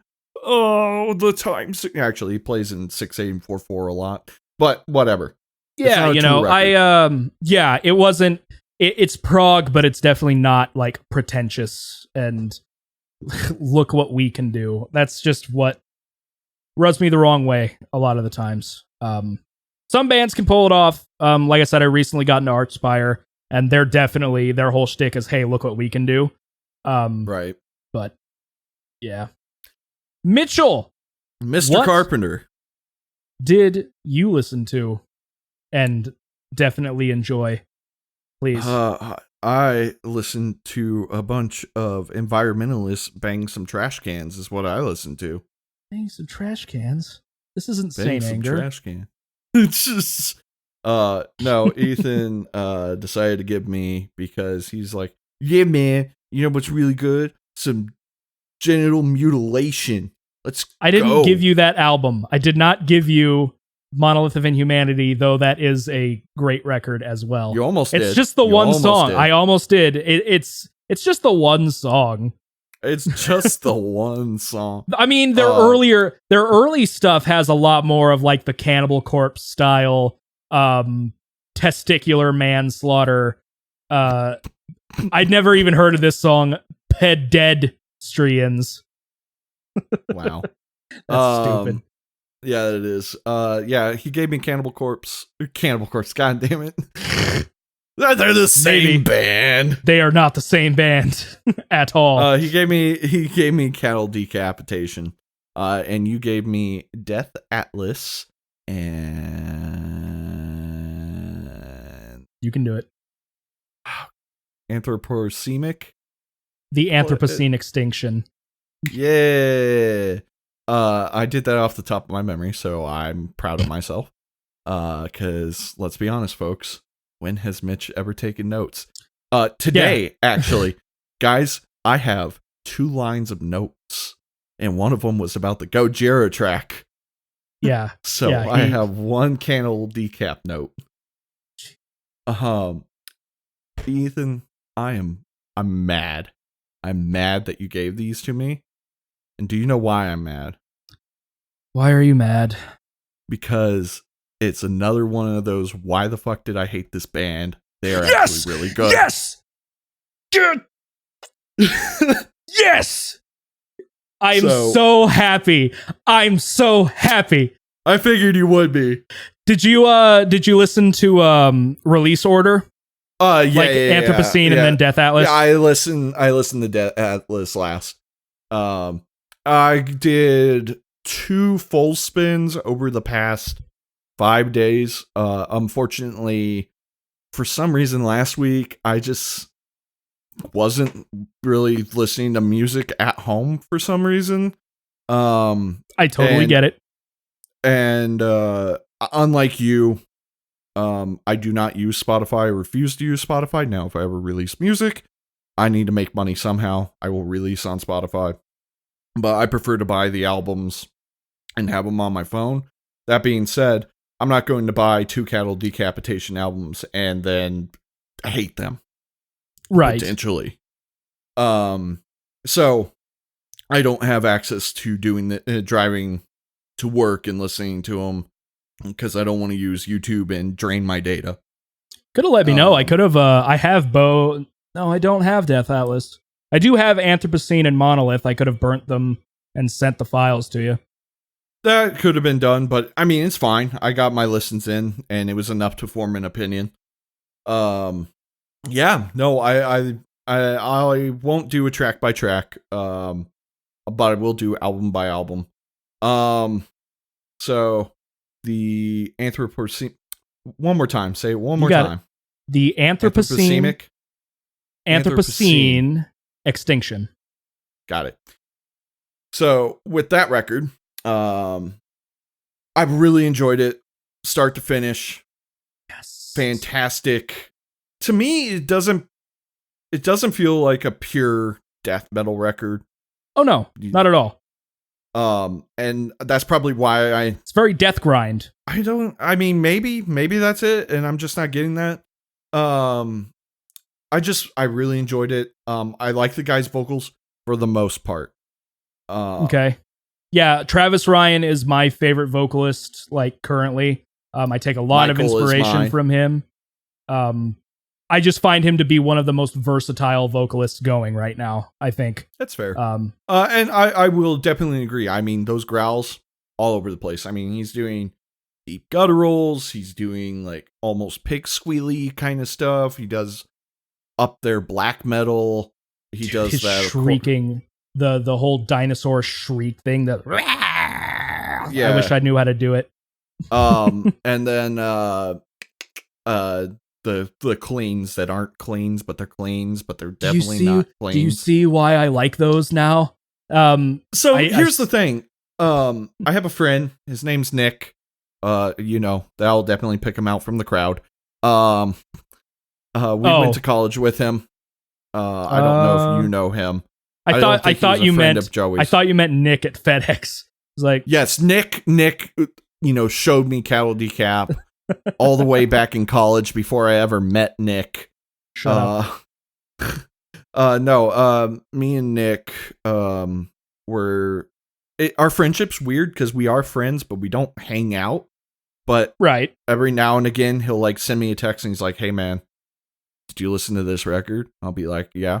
And he's like, "It's a good record." And I'm like, "Yeah, it is." And that's the extent of our friendship. But we'll occasionally go to concerts together. He'll like text me. He's like, "Yo, did you see Dark Tranquility's going to be in Fort Wayne? Let's go." Which was the last concert me and him went to. We've gone to a couple, not to get too off topic. But one of the ones that we went to, and I just want to mention this because Nick is an absolute legend for this one, was Insomnium and Oceans of Slumber. Fantastic show. He, during a Oceans of Slumber song, I'm pretty sure, was in the mosh pit. I refuse. Also, this was a place that I got to meet one of my internet friends for the first time, so I kind of hung out with her and her boyfriend. But all of a sudden, out of the corner of my eye, I see this gigantic dude lunge into the pit and knock Nick, who is a tiny, lanky, he's tall, but he's lanky, got slammed. He got slammed hard and hit the ground hard. Yikes. And he couldn't bend his elbow for the rest of the show. And he was like, "Yeah, man, when I try to bend it, it hurts." And I was like, "It's probably just really bruised. You're fine." And he's like holding on to it the rest of the show.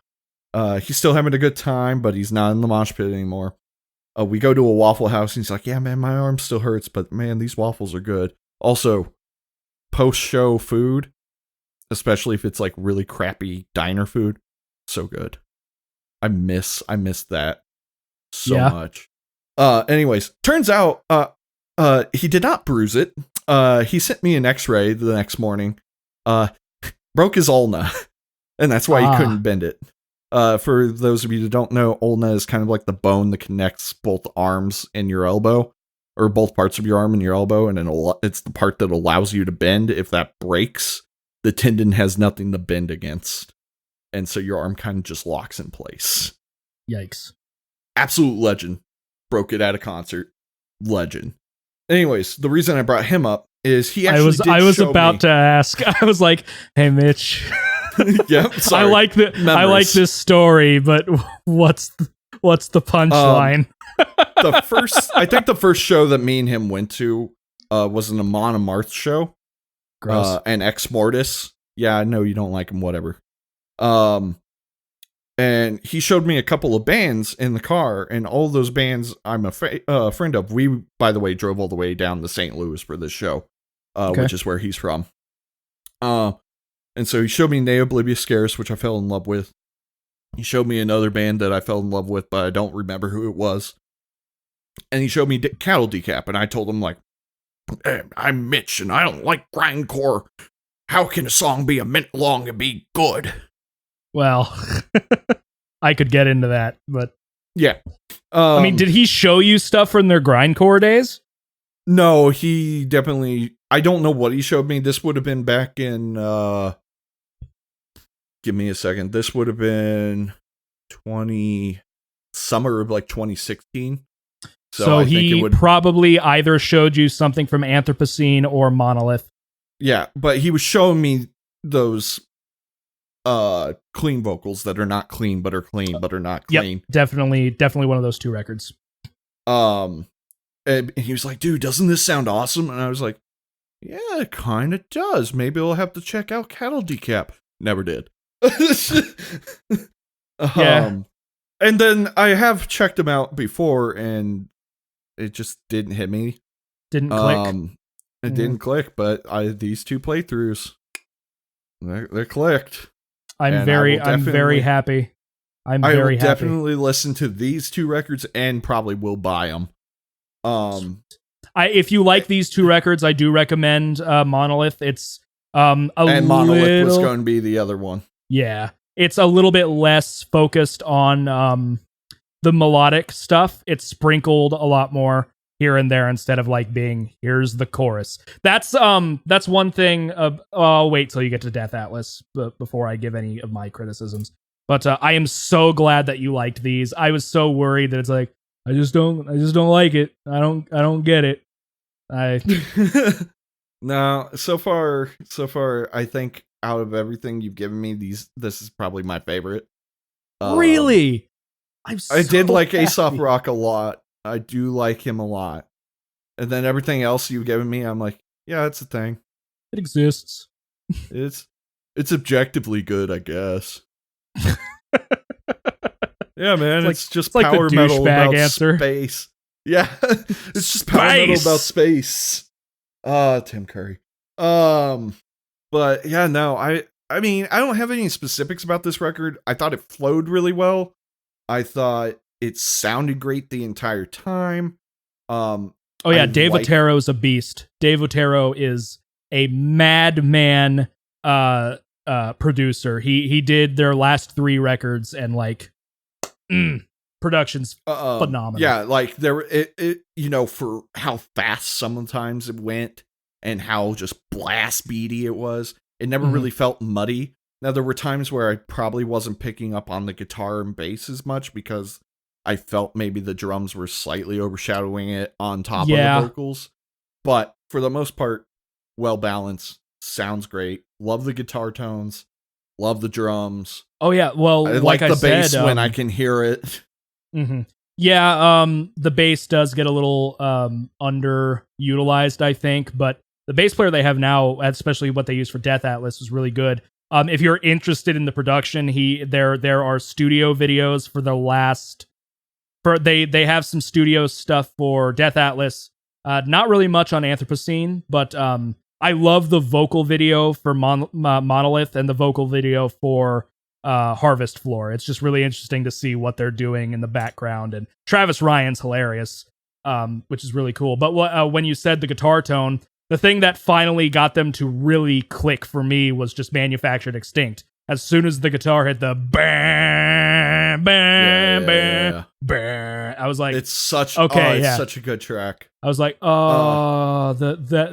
these chords are perfect. I love these chords. Just these.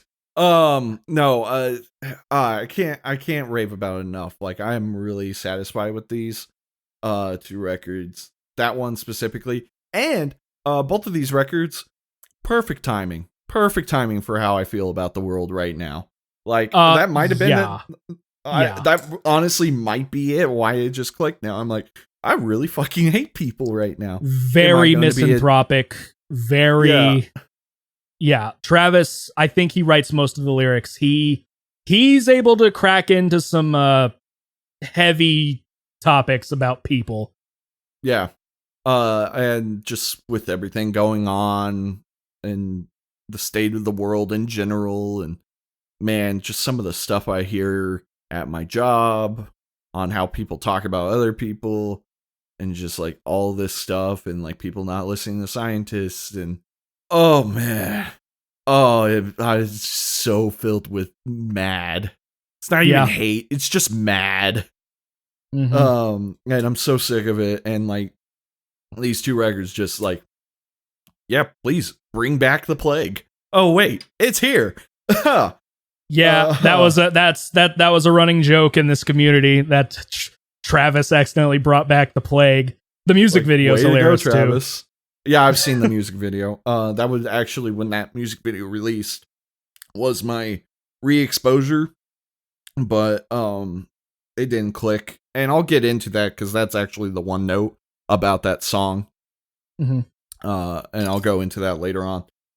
But yeah, the lyrics are great. It's definitely, like you said, kind of very nihilistic, misanthropic, anti-anthro. Like I said, hippies banging trash cans. Yeah, a lot of people describe them as vegan metal. Yeah, I quoted enviro metal last time and you got really angry about it, but I don't consider it a genre. It's not. It's not at all. It's definitely a subject matter for sure. Yes. In which the Ocean, Gojira, and Cal Decap are like the three that are really covering that area. Yeah. And each band gets slightly more angry than the last. Like the Ocean, yeah, we're kind of mad about it, but let's just talk about dinosaurs because that's kind of cool, and we'll just reference the people dying. Gojira is just like, dude, why are you killing the Earth? Here's some fucking space whales. And then Travis like, we need to die. Yeah, just like everyone fucking just die. Go eat a fucking plant. How can you look me in the eyes? It's so good. It's so good. I love Anthropocene. What would you say is your favorite track on Anthropocene? Ooh, that's actually going to be hard because when I was listening, I'm not paying attention to the tracks. I when I listen to music, especially for like this podcast and like first time listens, no visual. I might be like off, like how I listen to these was I would turn my laptop on and I like have like an hour usually to get ready for work. Right. And I'm mostly in my bedroom when I'm getting ready. And my roommates are gone because I work an afternoon shift. They're off in the morning. So I just crank up my speakers. I'll start playing, but I'm not looking at the track listings or anything at all. Gotcha. So I couldn't tell you. I mean, if you tell me the part you like, I can probably suss out the song. Well, actually, the one that you just sang is probably my favorite. How can you look me? I think that's Not Suitable for Life. Yeah, not suitable for life. How can you look me in the eyes and tell me you're proud of what you've done within this life? Great track. For me, it bounces back and forth between Pacific Grim, Mammals in Babylon, and Manufactured Extinct. Pacific Grim's the death comes with the tide. I really just like that outro. And then Prophets of Loss is really cool too. What another thing that I find interesting about Travis, he even when he's not doing the gremlin singing, he still is able to growl and scream in key. Yeah. So like in Prophets of Loss, like the Prophets of Loss. Well, and I think this is an important thing to like talk about in general, just in music. And a lot of people don't, like regular people, I'm not talking about musicians or people that analyze sound or anything like that. Most of them understand this. Everything generates a frequency. Yes. Therefore, everything, including growls and drums, can be in a key. The difference is a note versus like a noise, like banging a pot. Right. The note is like singular with a whole bunch of other little tiny frequencies that kind of harmonize with it. Mm-hmm. While noise, like hitting something really hard, generates a lot of sound in different frequencies that kind of don't interact well together. Yeah, as well. It's more akin to like white noise, where it's all the frequencies. Yeah. But especially with drums and growling where there's still control, you can tune and get those in the key.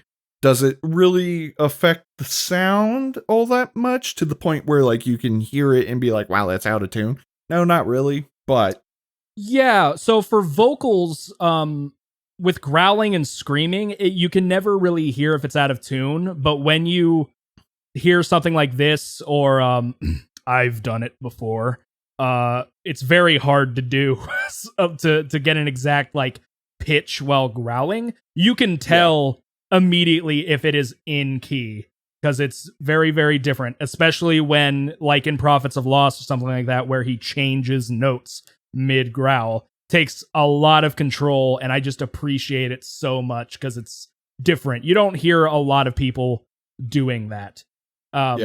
Which is why I love Travis. I love Travis. I had a drummer for a while back when I was in a band. And we actually talked about tuning his drum kit to D minor because a lot of our music was in D minor. And it was interesting. I mean, it mostly only affected his toms because those are like the most tonal of the drums. It reminds me of a meme. It's like, guys, be quiet. I'm trying to tune my drums. Tune to what? Thud. Bang.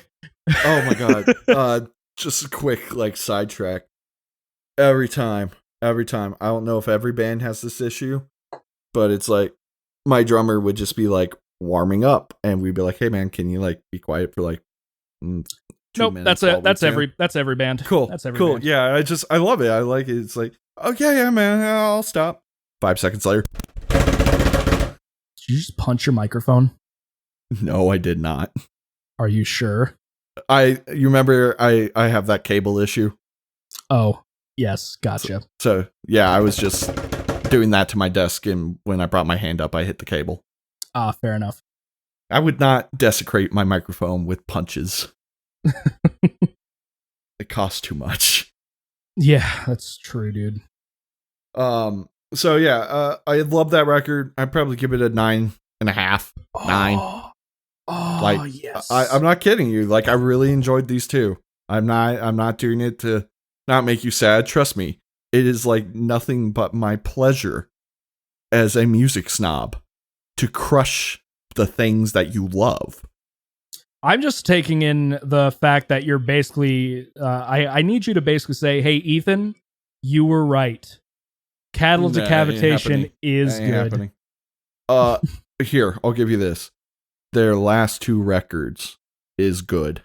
Really, it should be the last 3, but until you listen to Monolith, well, the jury's out on that one.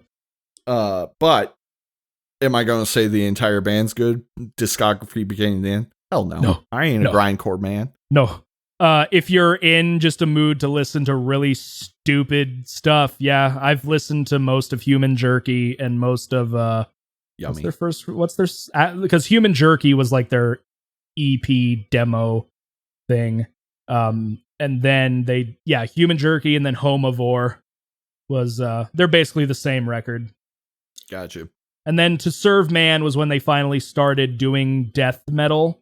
But the production just isn't there. The one song I do like on that record is the title track. Same with the title track off of Humanure. As you go, the production gets better. You might like Harvest Floor, but it is a bit rough compared to Monolith. But anyway, Continue on to Death Atlas.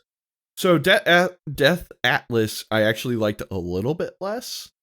It's the same between between like Blackwater and Ghost Reveries. Mm-hmm. For you, it's like I wonder if you have the same reasoning as I do. I didn't think it flowed as well. I do like his singing vocals, but I think they were mildly overused, which I've heard other people say. Yes. Yes. I was the way I put it was like, they're not quite cookie cutter, but they're approaching cookie cutter. Like, you gotta have it in every song. Whereas in Anthropocene and Monolith, they were used a bit more sparingly. Not that they... it's just with every track on Death Atlas, he has them. And sometimes they're done better than others. Also, like, a lot of the time on Death Atlas, it was almost always the chorus. Yeah, that's what I noticed too. Which just like, helps in that cookie cutter thing. And that's the thing that like I like about Opeth. One, Opeth almost never has a chorus, let's be honest here. But when they do, it's not always going to be him doing clean singing. Sometimes it's like part of it's clean singing, part of it's growling, part of it's all of it's growling, and the rest of the song singing, something like that. But there are a lot of metal bands out there where it's like, let's growl the everything except the chorus, and we'll sing the chorus, and that's just way too metalcore. Yeah. I mean, you're not wrong. Yes, so that was my main complaint about Death Atlas. Of course, when it first came out, I was like, "No, it's perfect, man. It's." I remember you saying that too, because I think I brought that up to you, and you're like, "Nah, they're wrong, man. It's good. It's real good." And I'm like, I mean, it's still a great record, but I 100%. Over time, I've been like, yeah, I feel like they need to change it up a little bit from having, like, don't get me wrong, I appreciate the melodic vocals. I love them a lot.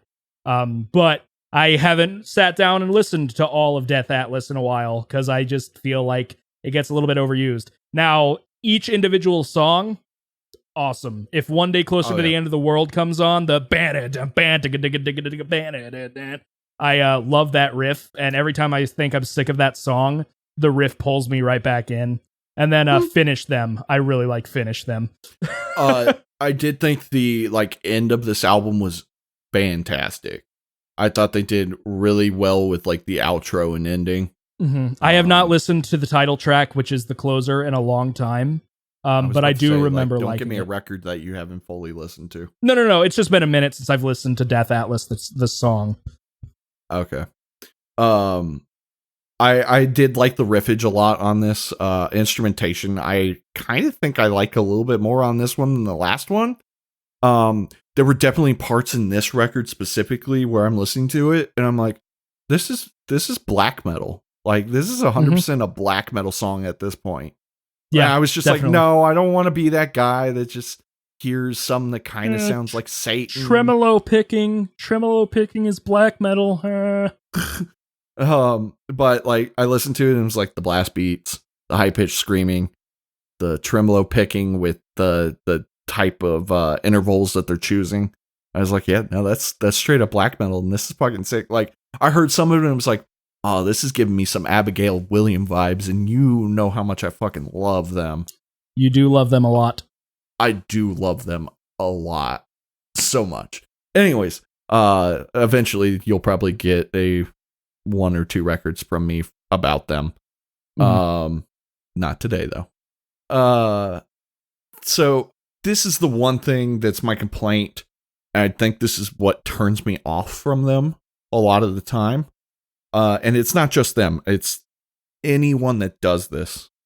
I don't know how to describe it. I can't produce it. It's specifically a vocal thing. And it's those like deep, guttural, incoherent, kind of piggy slam vocals. Yeah, or like early grindcore vocals. I fucking hate that shit. And I have an example, and this is my one note, which is in Bring Back the Plague at 3:54. Yeah, where the outro, where it has a lot of delay on it too, so when it growls, it repeats. I can understand that. I think in that section specifically, I like the use of the delay where it makes it even muddier. It's just kind of a stylistic choice.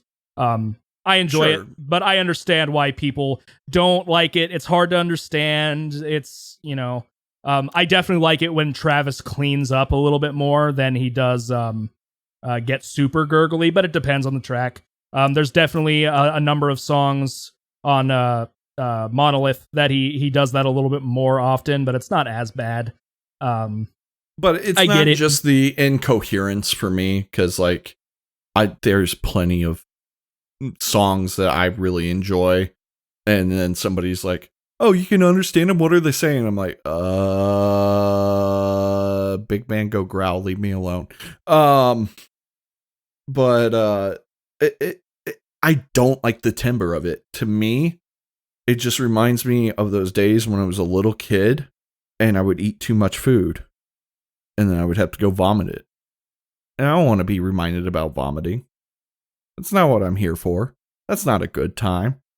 Interesting. And it just sounds like a dude in the pub vomiting in the bathroom.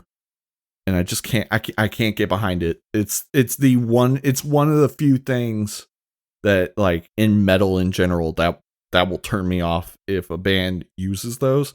But he uses those so sparingly that I can be like, all right, fine, this section, cool, whatever. But be like heavy, when bands, yeah, when it's like used over and over and over again, which is why please never give me a slam metal record. Please. Yeah, I've thought about that before, and I'm like, there's just no way he's gonna like it. Unless you just want me to tear something apart. Or, maybe it'll be a big surprise, and I'm like, Mitch Caveman, Mitch likes slam. So, like, there are definitely some bands that I know of. Like, I don't really listen to slam all that much. I like Pathology. Pathology is a decent band, but he does that a lot. I enjoy Pathology too, but I'm talking about the actual medical study. Pathology, the band, is pretty cool. Really the first slam band that I know and like truly like I can sit down and listen to this is Parasitic Ejaculation. I got to play with them once, but we had to leave before they played, so I was bummed out. There's another band there called Party Cannon, and they are a joke slam band. I am aware of Party Cannon. I did not know that was the genre. Yes, they are known as Party Slam. They're good. They actually put on a great show, and they're very, very nice people. I'm sure. I like Party Cannon quite a bit. The same guys in Party Cannon are also in a band called Crepitation. You wouldn't like them. Just don't bother. But yeah, I don't think I'll. If I do, it's going to be something that I'm like, it's probably going to be slam. We're going to do a podcast on April Fool's Day. I know it, and that's probably going to be the time where we're just like going to give each other records we absolutely know. Yeah. I think I might give you something that's slam but not slam. Like. Like, there are parts in Cattle's music where they do slam, like I don't know. Like I could conceivably give you the one Suffocation record that everybody likes, Pierced from Within or whatever, and that's considered a slam record, but I don't know. I don't know. You don't have to worry about getting a slam record anytime soon. I mean, it's the podcast. You give me what you give me, and no, you said you wouldn't listen to the new 6 Feet Under record. You said you wouldn't listen to it. Okay, you're right. No, that won't happen. You're right. I refuse to support Chris Barnes in anything that he does. That's fair. Continuing on with Death Atlas. I mean, overall, I enjoyed it. Like I said, I didn't do a track by track review like Ethan does. I do like the flow of the record. Not as much as the other one. I did think he got a little too much into the melodic vocals, but I did like the melodic nature of the instrumentation a bit more in this one.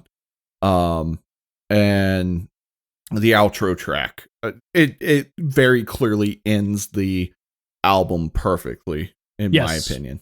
I think Cattle does really well with album closers, because Pacific Grim is great too. Yeah, agree. Yeah. So I'm super glad that you liked these. I'm so happy that I enjoyed these. I'm really happy because I was brooding for a long time. I'm like, I don't want to fucking listen to this. I've listened to them before and I fucking hate them. And I think a lot of it had to do with the fact that both Manufactured Extinct and the Geocide are just really good songs. Yeah, that does help. But yeah, I remember like putting it on and I was like flossing my teeth and like I stuck my head out in my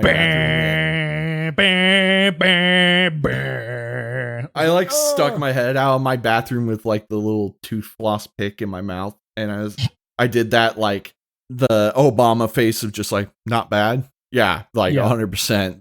That was my face, and then I started doing metal disgust face. You know, the good disgust metal face. Cattle is such. At least now really, they're so good.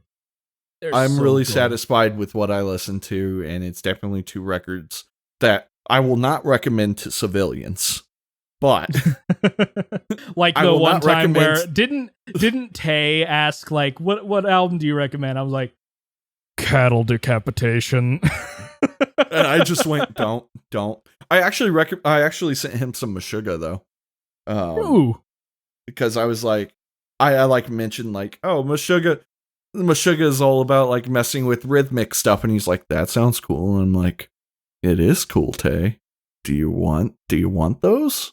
Do you want? I think I told him I was gonna. I think I told him I was gonna like make him a list of songs to listen to, and I just never did.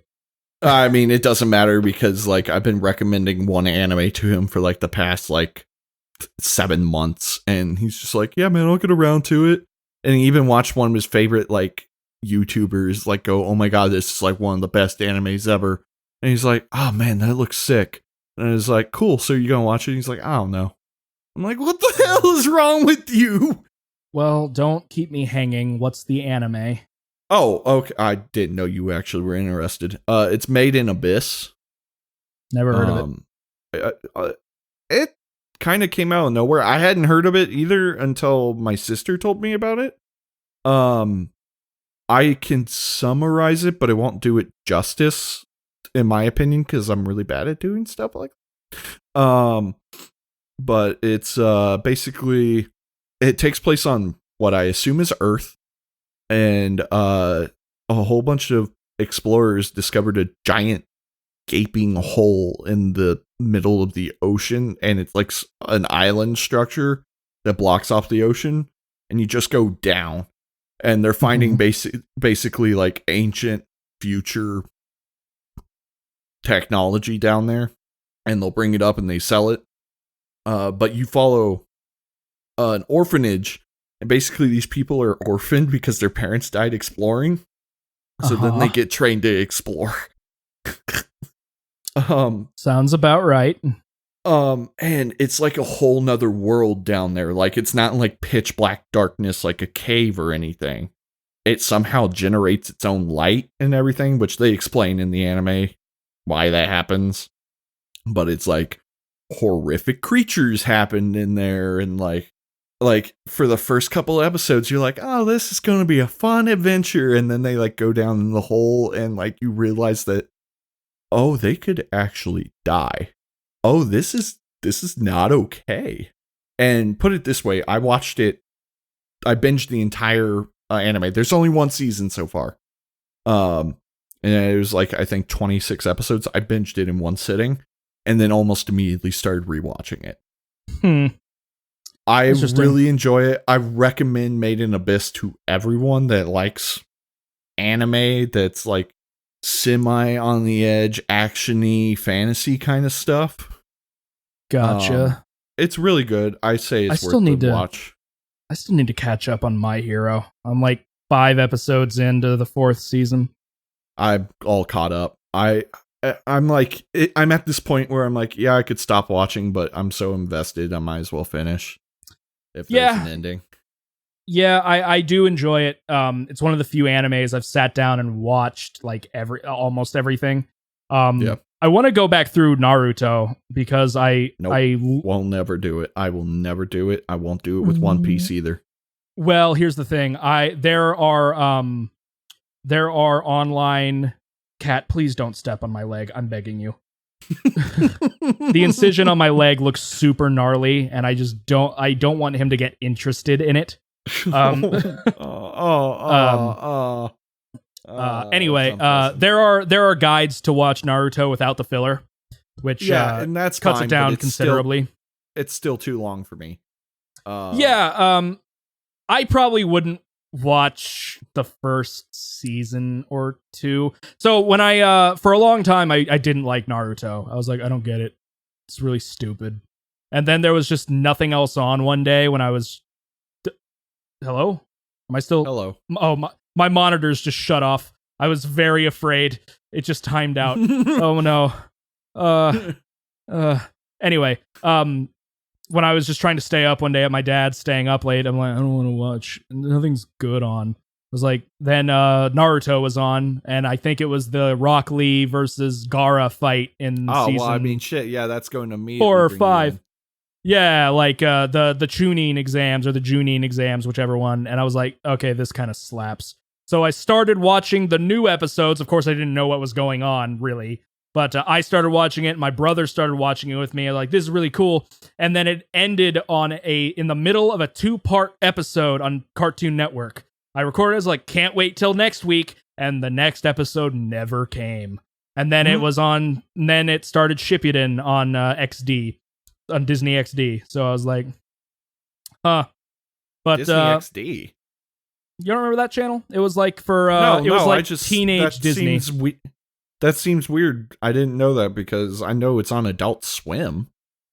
Yeah, it may have gone back by now, but Shippuden debuted on, and I know some people are like, it's Shippuden, whatever. Shippuden debuted on Disney XD, and I was super bummed because we didn't get that channel. So I'm like, dang it. Huh. But I look, I'll probably never sit down to watch Naruto. It's just something that, like, I see all the memes and I'm like, I remember that this show was actually pretty good. And I don't, and I want to watch it, but there's a lot. So probably won't. I still need to finish the Netflix Marvel shows. I'm like 2 seasons away from being done. I have Punisher season 2 and then Jessica Jones season 3, and I'm caught up because they canceled all of them. For me, in terms of anime, I have a few that I recommend. I might as well just plug them now. Made in Abyss, absolutely, possibly my favorite anime. Hot garbage. Fuck you. You haven't even seen it. Mushishi.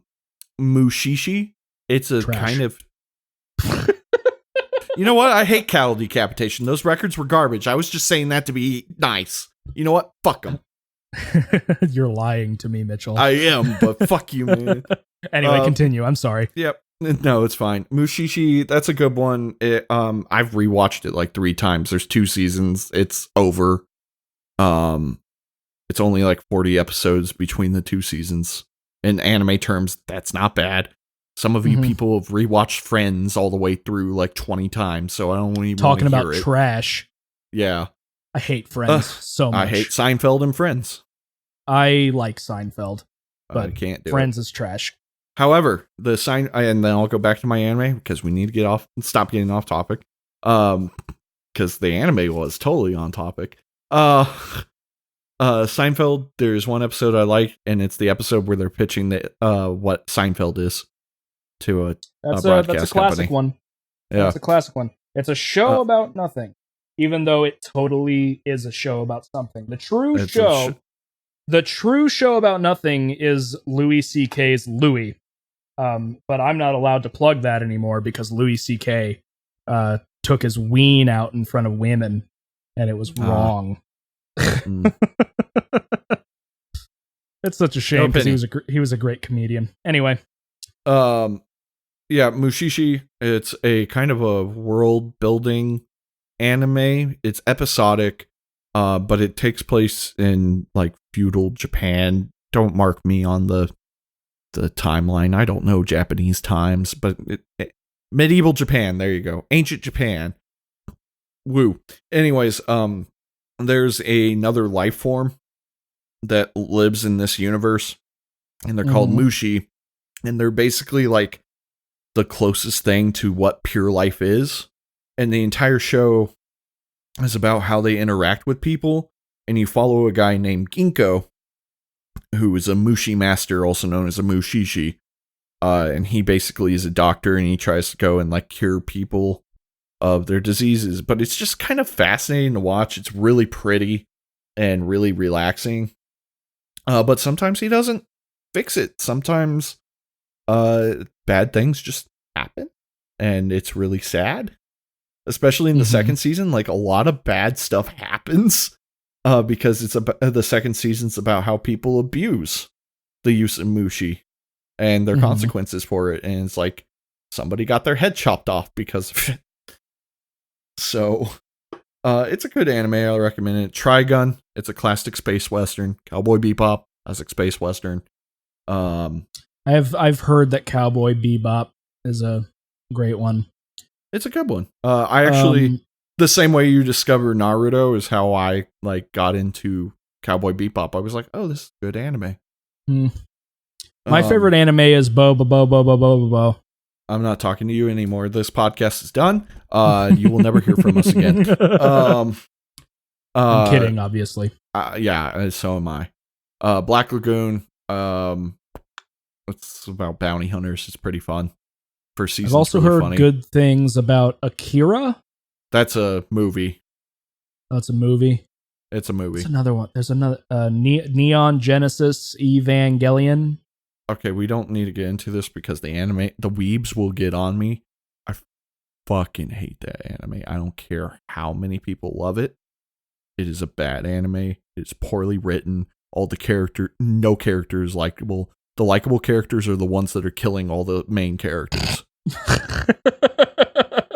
It's that kind of reminds me of everybody's opinion about Sword Art. I watched the first season, like the 2 parts of the first season of Sword Art, and I liked it.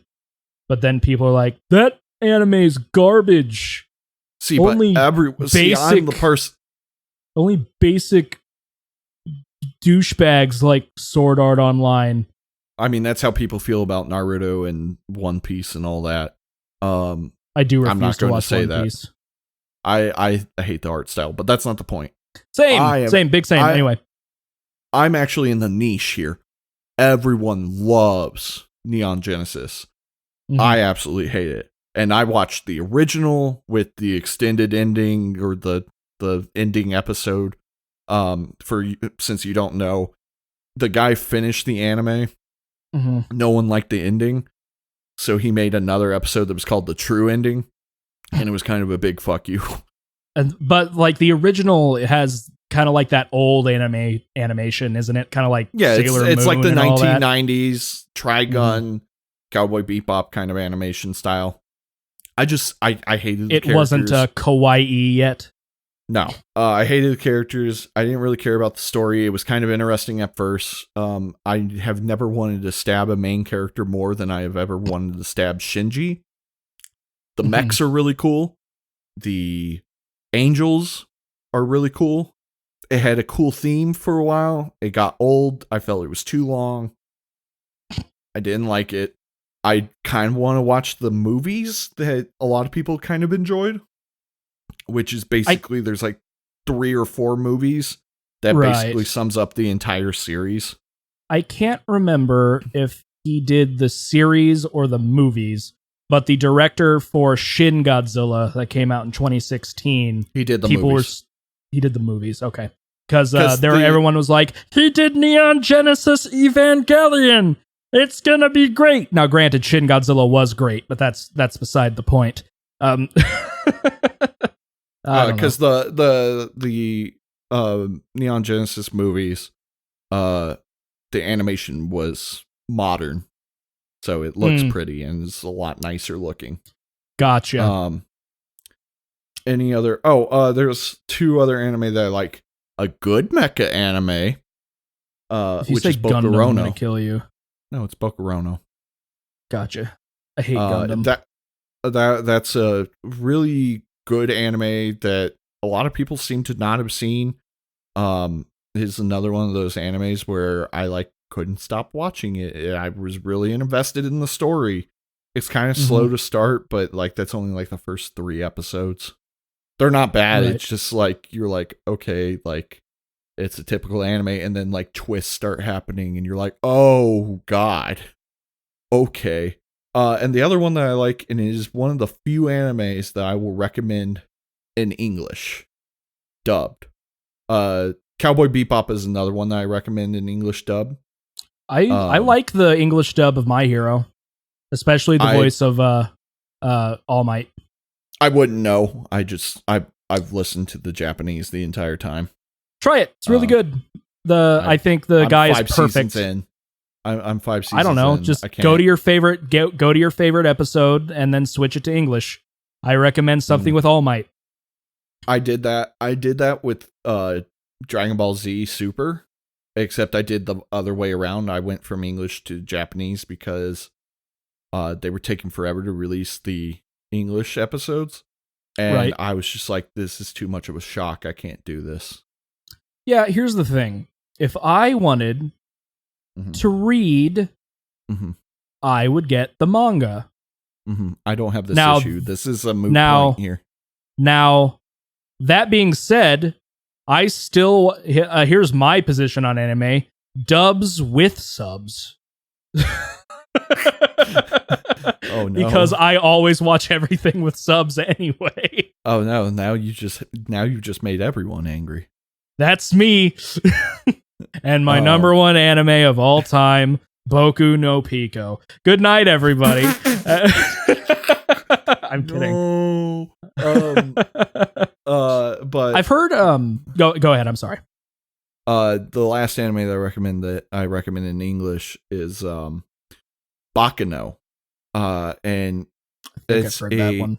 It's by the same people that made Do Ra Ra Ra, or how many ever Ra's are in it. But it came before it. And it's basically almost told in the same way that Pulp Fiction is told, in the way that it's kind of out of order, but it all comes together in the end. It takes place in like 1920s Chicago. I think I know what you're talking about. Isn't it like a murder mystery? And yeah, with there's immortals like time and everything. travel stuff, and there's no time travel involved. It's just told out of order.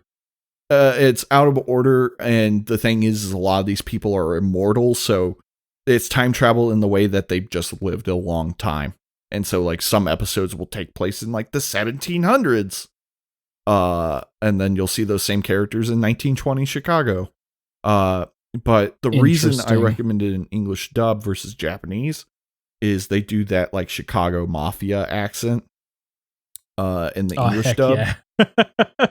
And it's really good. And I mean, if it's taking place in the United States in that time area with that accent, I've listened to it both in English and Japanese, by the way. I've watched it twice. Do they try to do the accent in Japanese? Because that would be hilarious. I don't think so, and I think that's kind of what makes me go listen to the English one, because they do the accent, and it really fits the entire thing. It's a good anime. It's funny. Oh man, Ditka, meatballs, IKEA, Dub Bears. Wow, am I that uninteresting that you had to look up IKEA meatball news? No, I was basically just quoting Cox and Crendor. Oh, okay. Crendor is from Chicago, so they make fun of Chicagans a lot. Got it. All right, well, that's my anime news.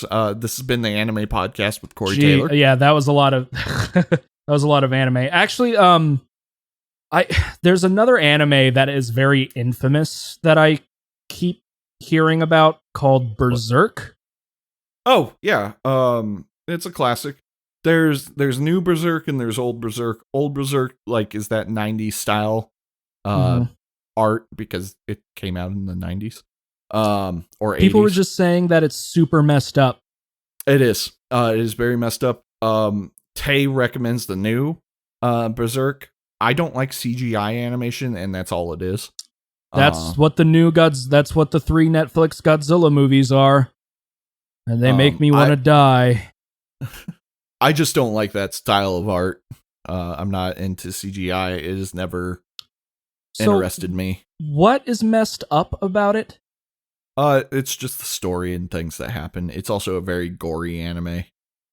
Gotcha. Because most of the time when I see people be like, oh no, what's that anime called? you think Elfin Lied is really messed up? Watch yeah. Berserk or something. So I remember trying. Yeah, it's the same thing. It's just really gory and religious-y and kind of sacrilegious-y. And if I remember correctly, the good guys don't win. Spoilers.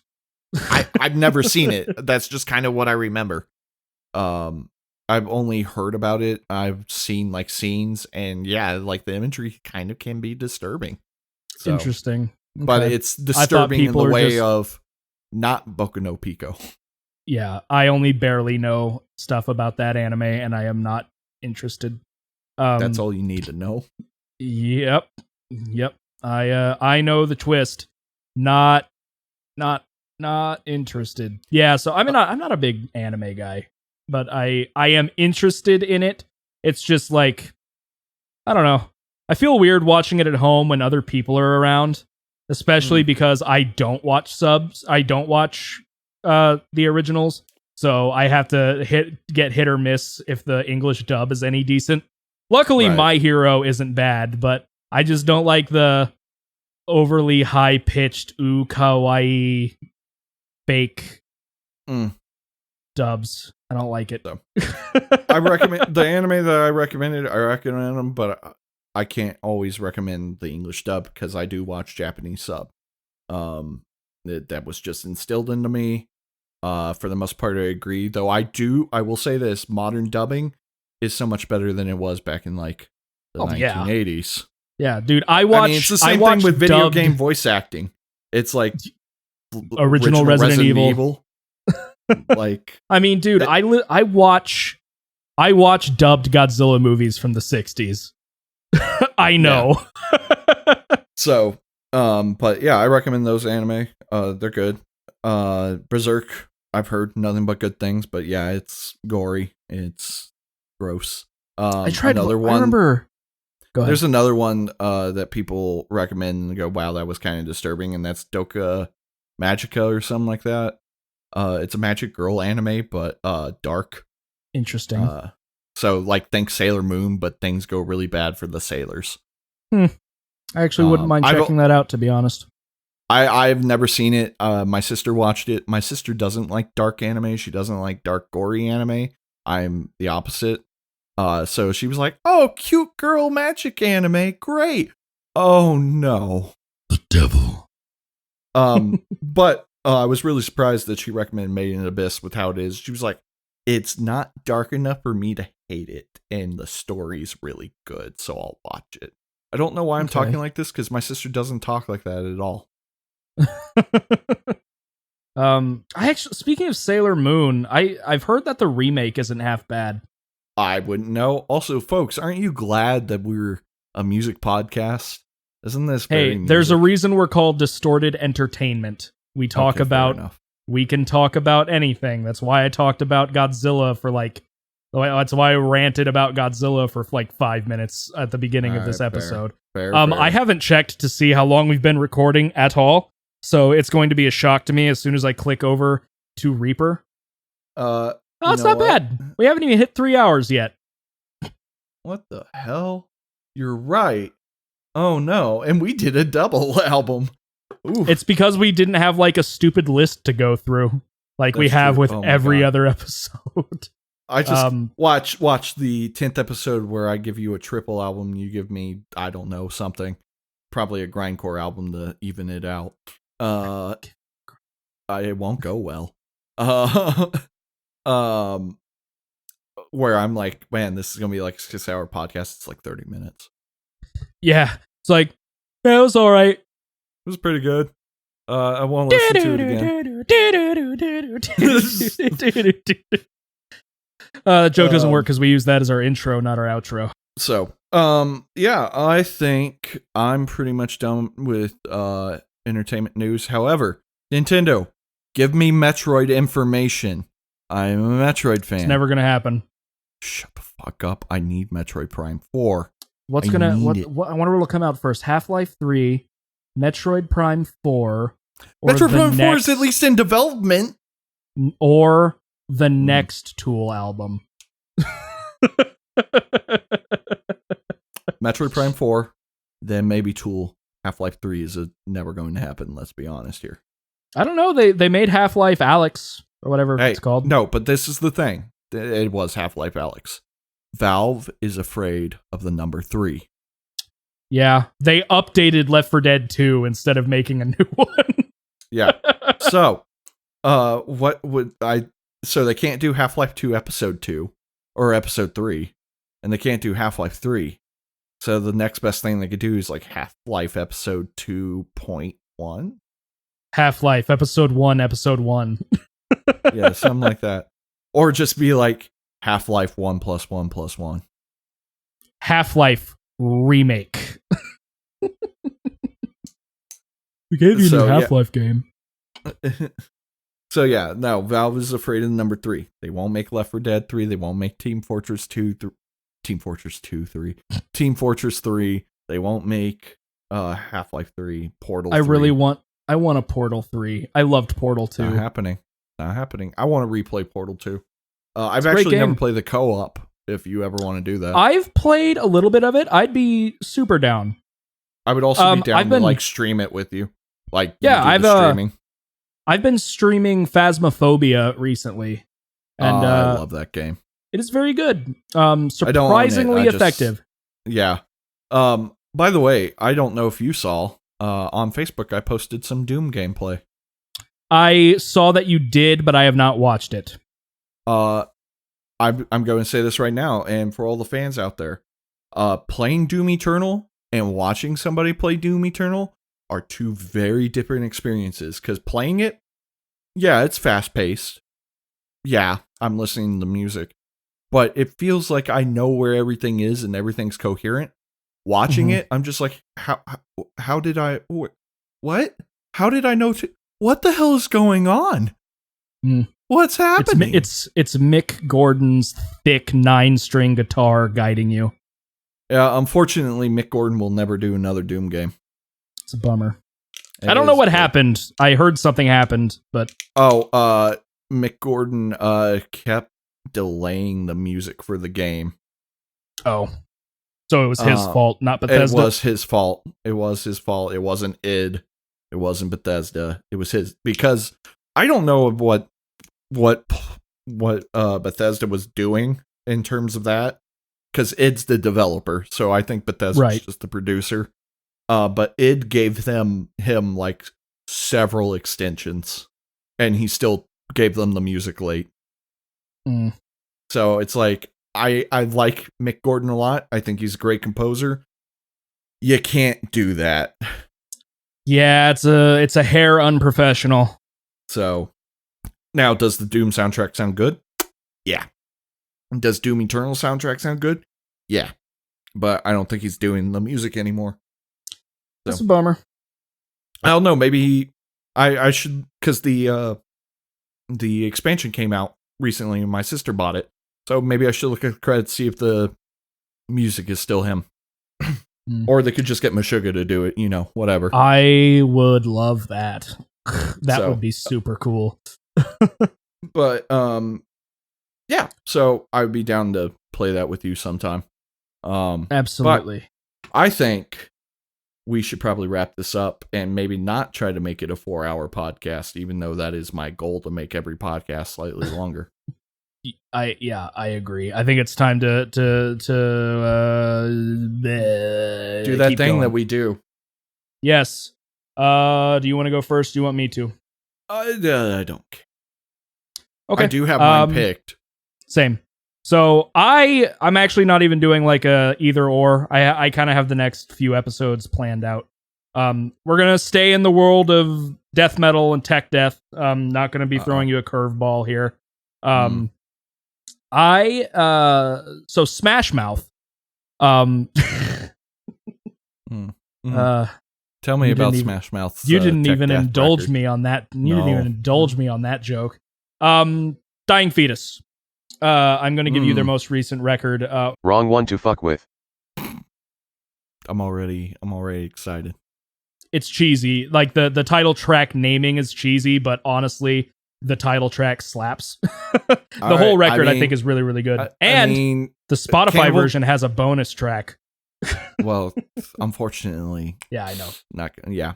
Who knows? Maybe it'll be a surprise. I actually don't think I've ever listened to Dying Fetus before. But I mean, I didn't think I was going to like Cattle Decap, and so far my favorite recommendation by you. And I do know what Mitch get wrecked.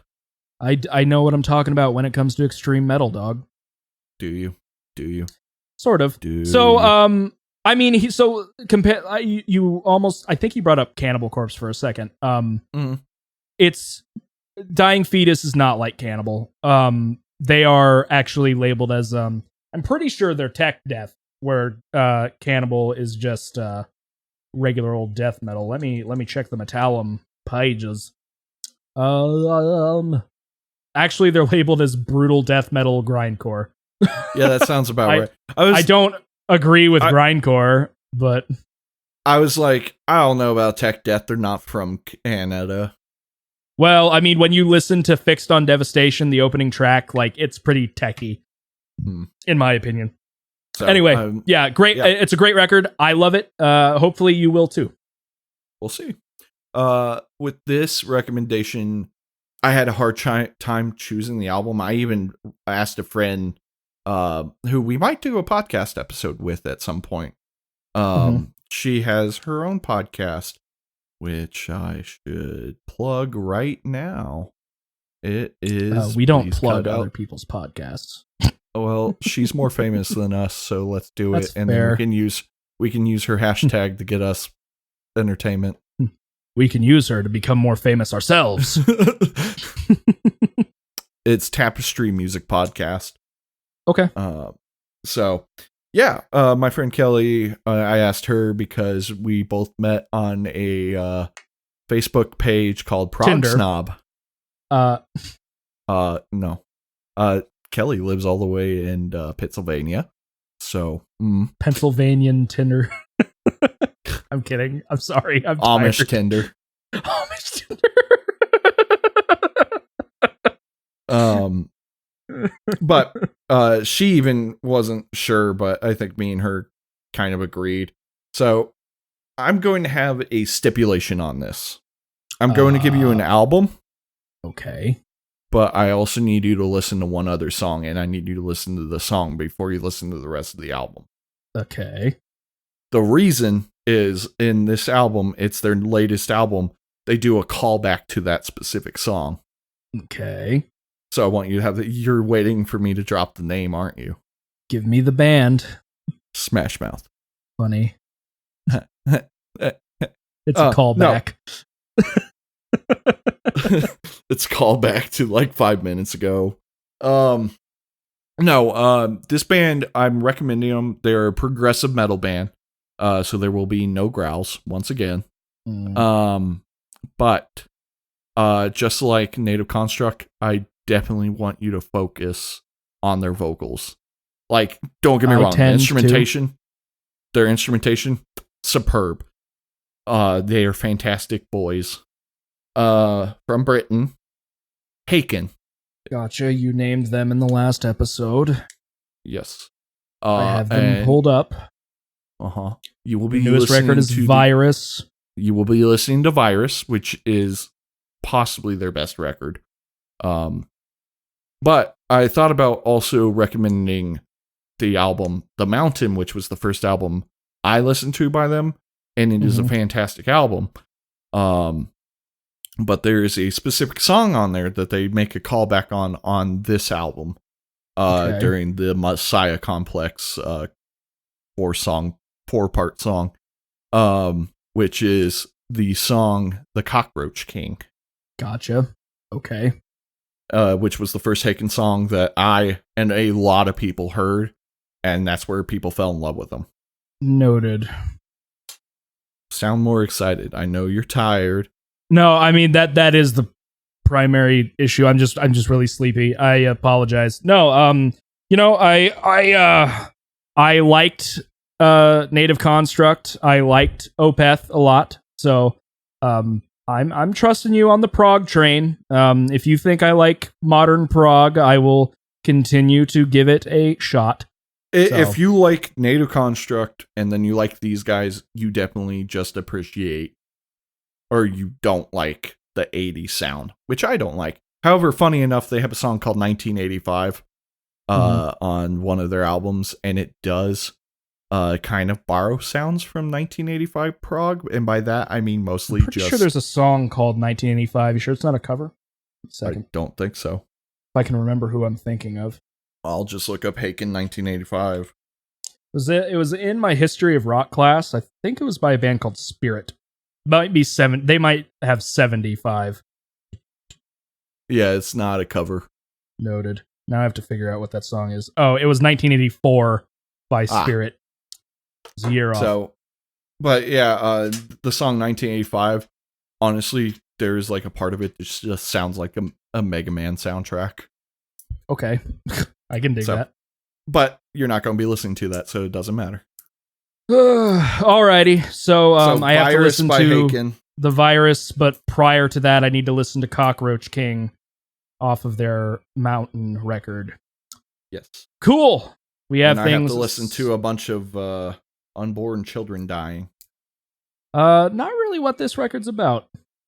I don't think it's about anything. That's fine. You knew what I meant. Yes, it was. You were just joking around. So, next episode, we're going to be going over Dying Fetus and Haken. Looking forward to it. I'm really happy that you enjoyed the records for today, Mitchell. Yeah, I think I think it was a good call to like our two favorite bands we suggest and force each other to listen to for that one. Here's a quick topic thing that I thought of today. Because I was re-listening to the last episode. And do we want to have like a set rule for like we can't suggest another album from a band until we go through X amount of videos? Like I couldn't give you another Glory Hammer until we pass episode 14 or something like that. Their rule should be that you never give me another Glory Hammer record. But why are you such a jerk? I thought that was my shtick on this podcast. Is that not what I'm supposed to do? Yeah, but I'm tired and sad now. I don't mind getting resuggested bands. But I definitely think we should if you were like, hey, let's do another Cattle Decap record this week, I would have been a hard no. I would never do 2 in a row unless if we actually plan it. It's like we're gonna do another 2, but let's split it across 2 episodes instead of doing a big one. Although this one went by rather smoothly, I think. But for sure. I personally think it should be like an episode limit, and we can discuss that at another time. I can cut this out. It was just an idea. Yeah, unless the album is like such a departure from previous stuff. So like me recommending Pale Communion by Opeth. Okay. Would be kind what of about like a new release? Yeah. Same idea as long as it's just different. Well, if it's like a new release, you absolutely love it and think I should listen to it, and then I'm being stubborn about it. Well, so, I mean, going back to joking about Cattle Decap, I don't think I'm going to have to pressure you to listen to Monolith. I think you're just going to get to that on your own. I'm going to get to that on my own, just like Aesop Rock. I'm probably going to listen to the new album when it drops. Yes, I'm very stoked for the new record. I've liked what I've heard so far, but it's not the same feeling I'm getting that I got from Impossible Kid. But then feels again, a lot spacier.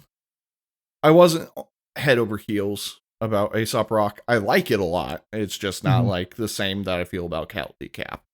Yeah. Right now. Have you listened to Hot Dogs by Aesop? Was that recent? It was a single he dropped a number of years ago. It was the first song I ever heard. Really cool music video. I recommend that. Also, I recommend I'll just send these to you on Facebook. Sure. But Cattle had an unreleased track off of Death Atlas that I find to be really, really good called An Extreme Indifference to Human Life. It's excellent. You should also listen to Patterns in the Ivy too. Okay. Is it another instrumental? No, it actually has vocals. Okay.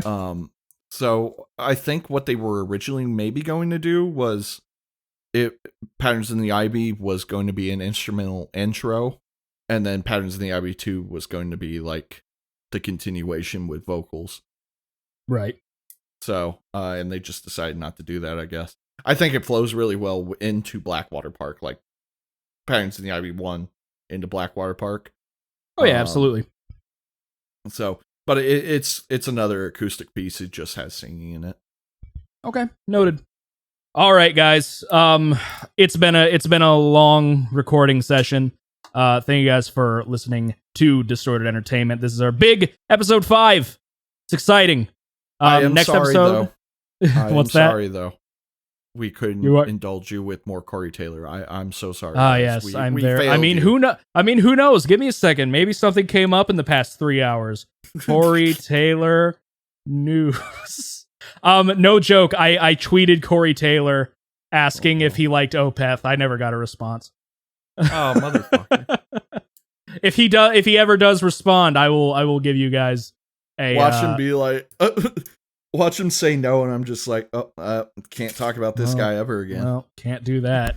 Yeah, so just, I mean, I tweet him. I'm like, meet me in a fucking Roadhouse parking lot or Texas. It has to be Texas Roadhouse.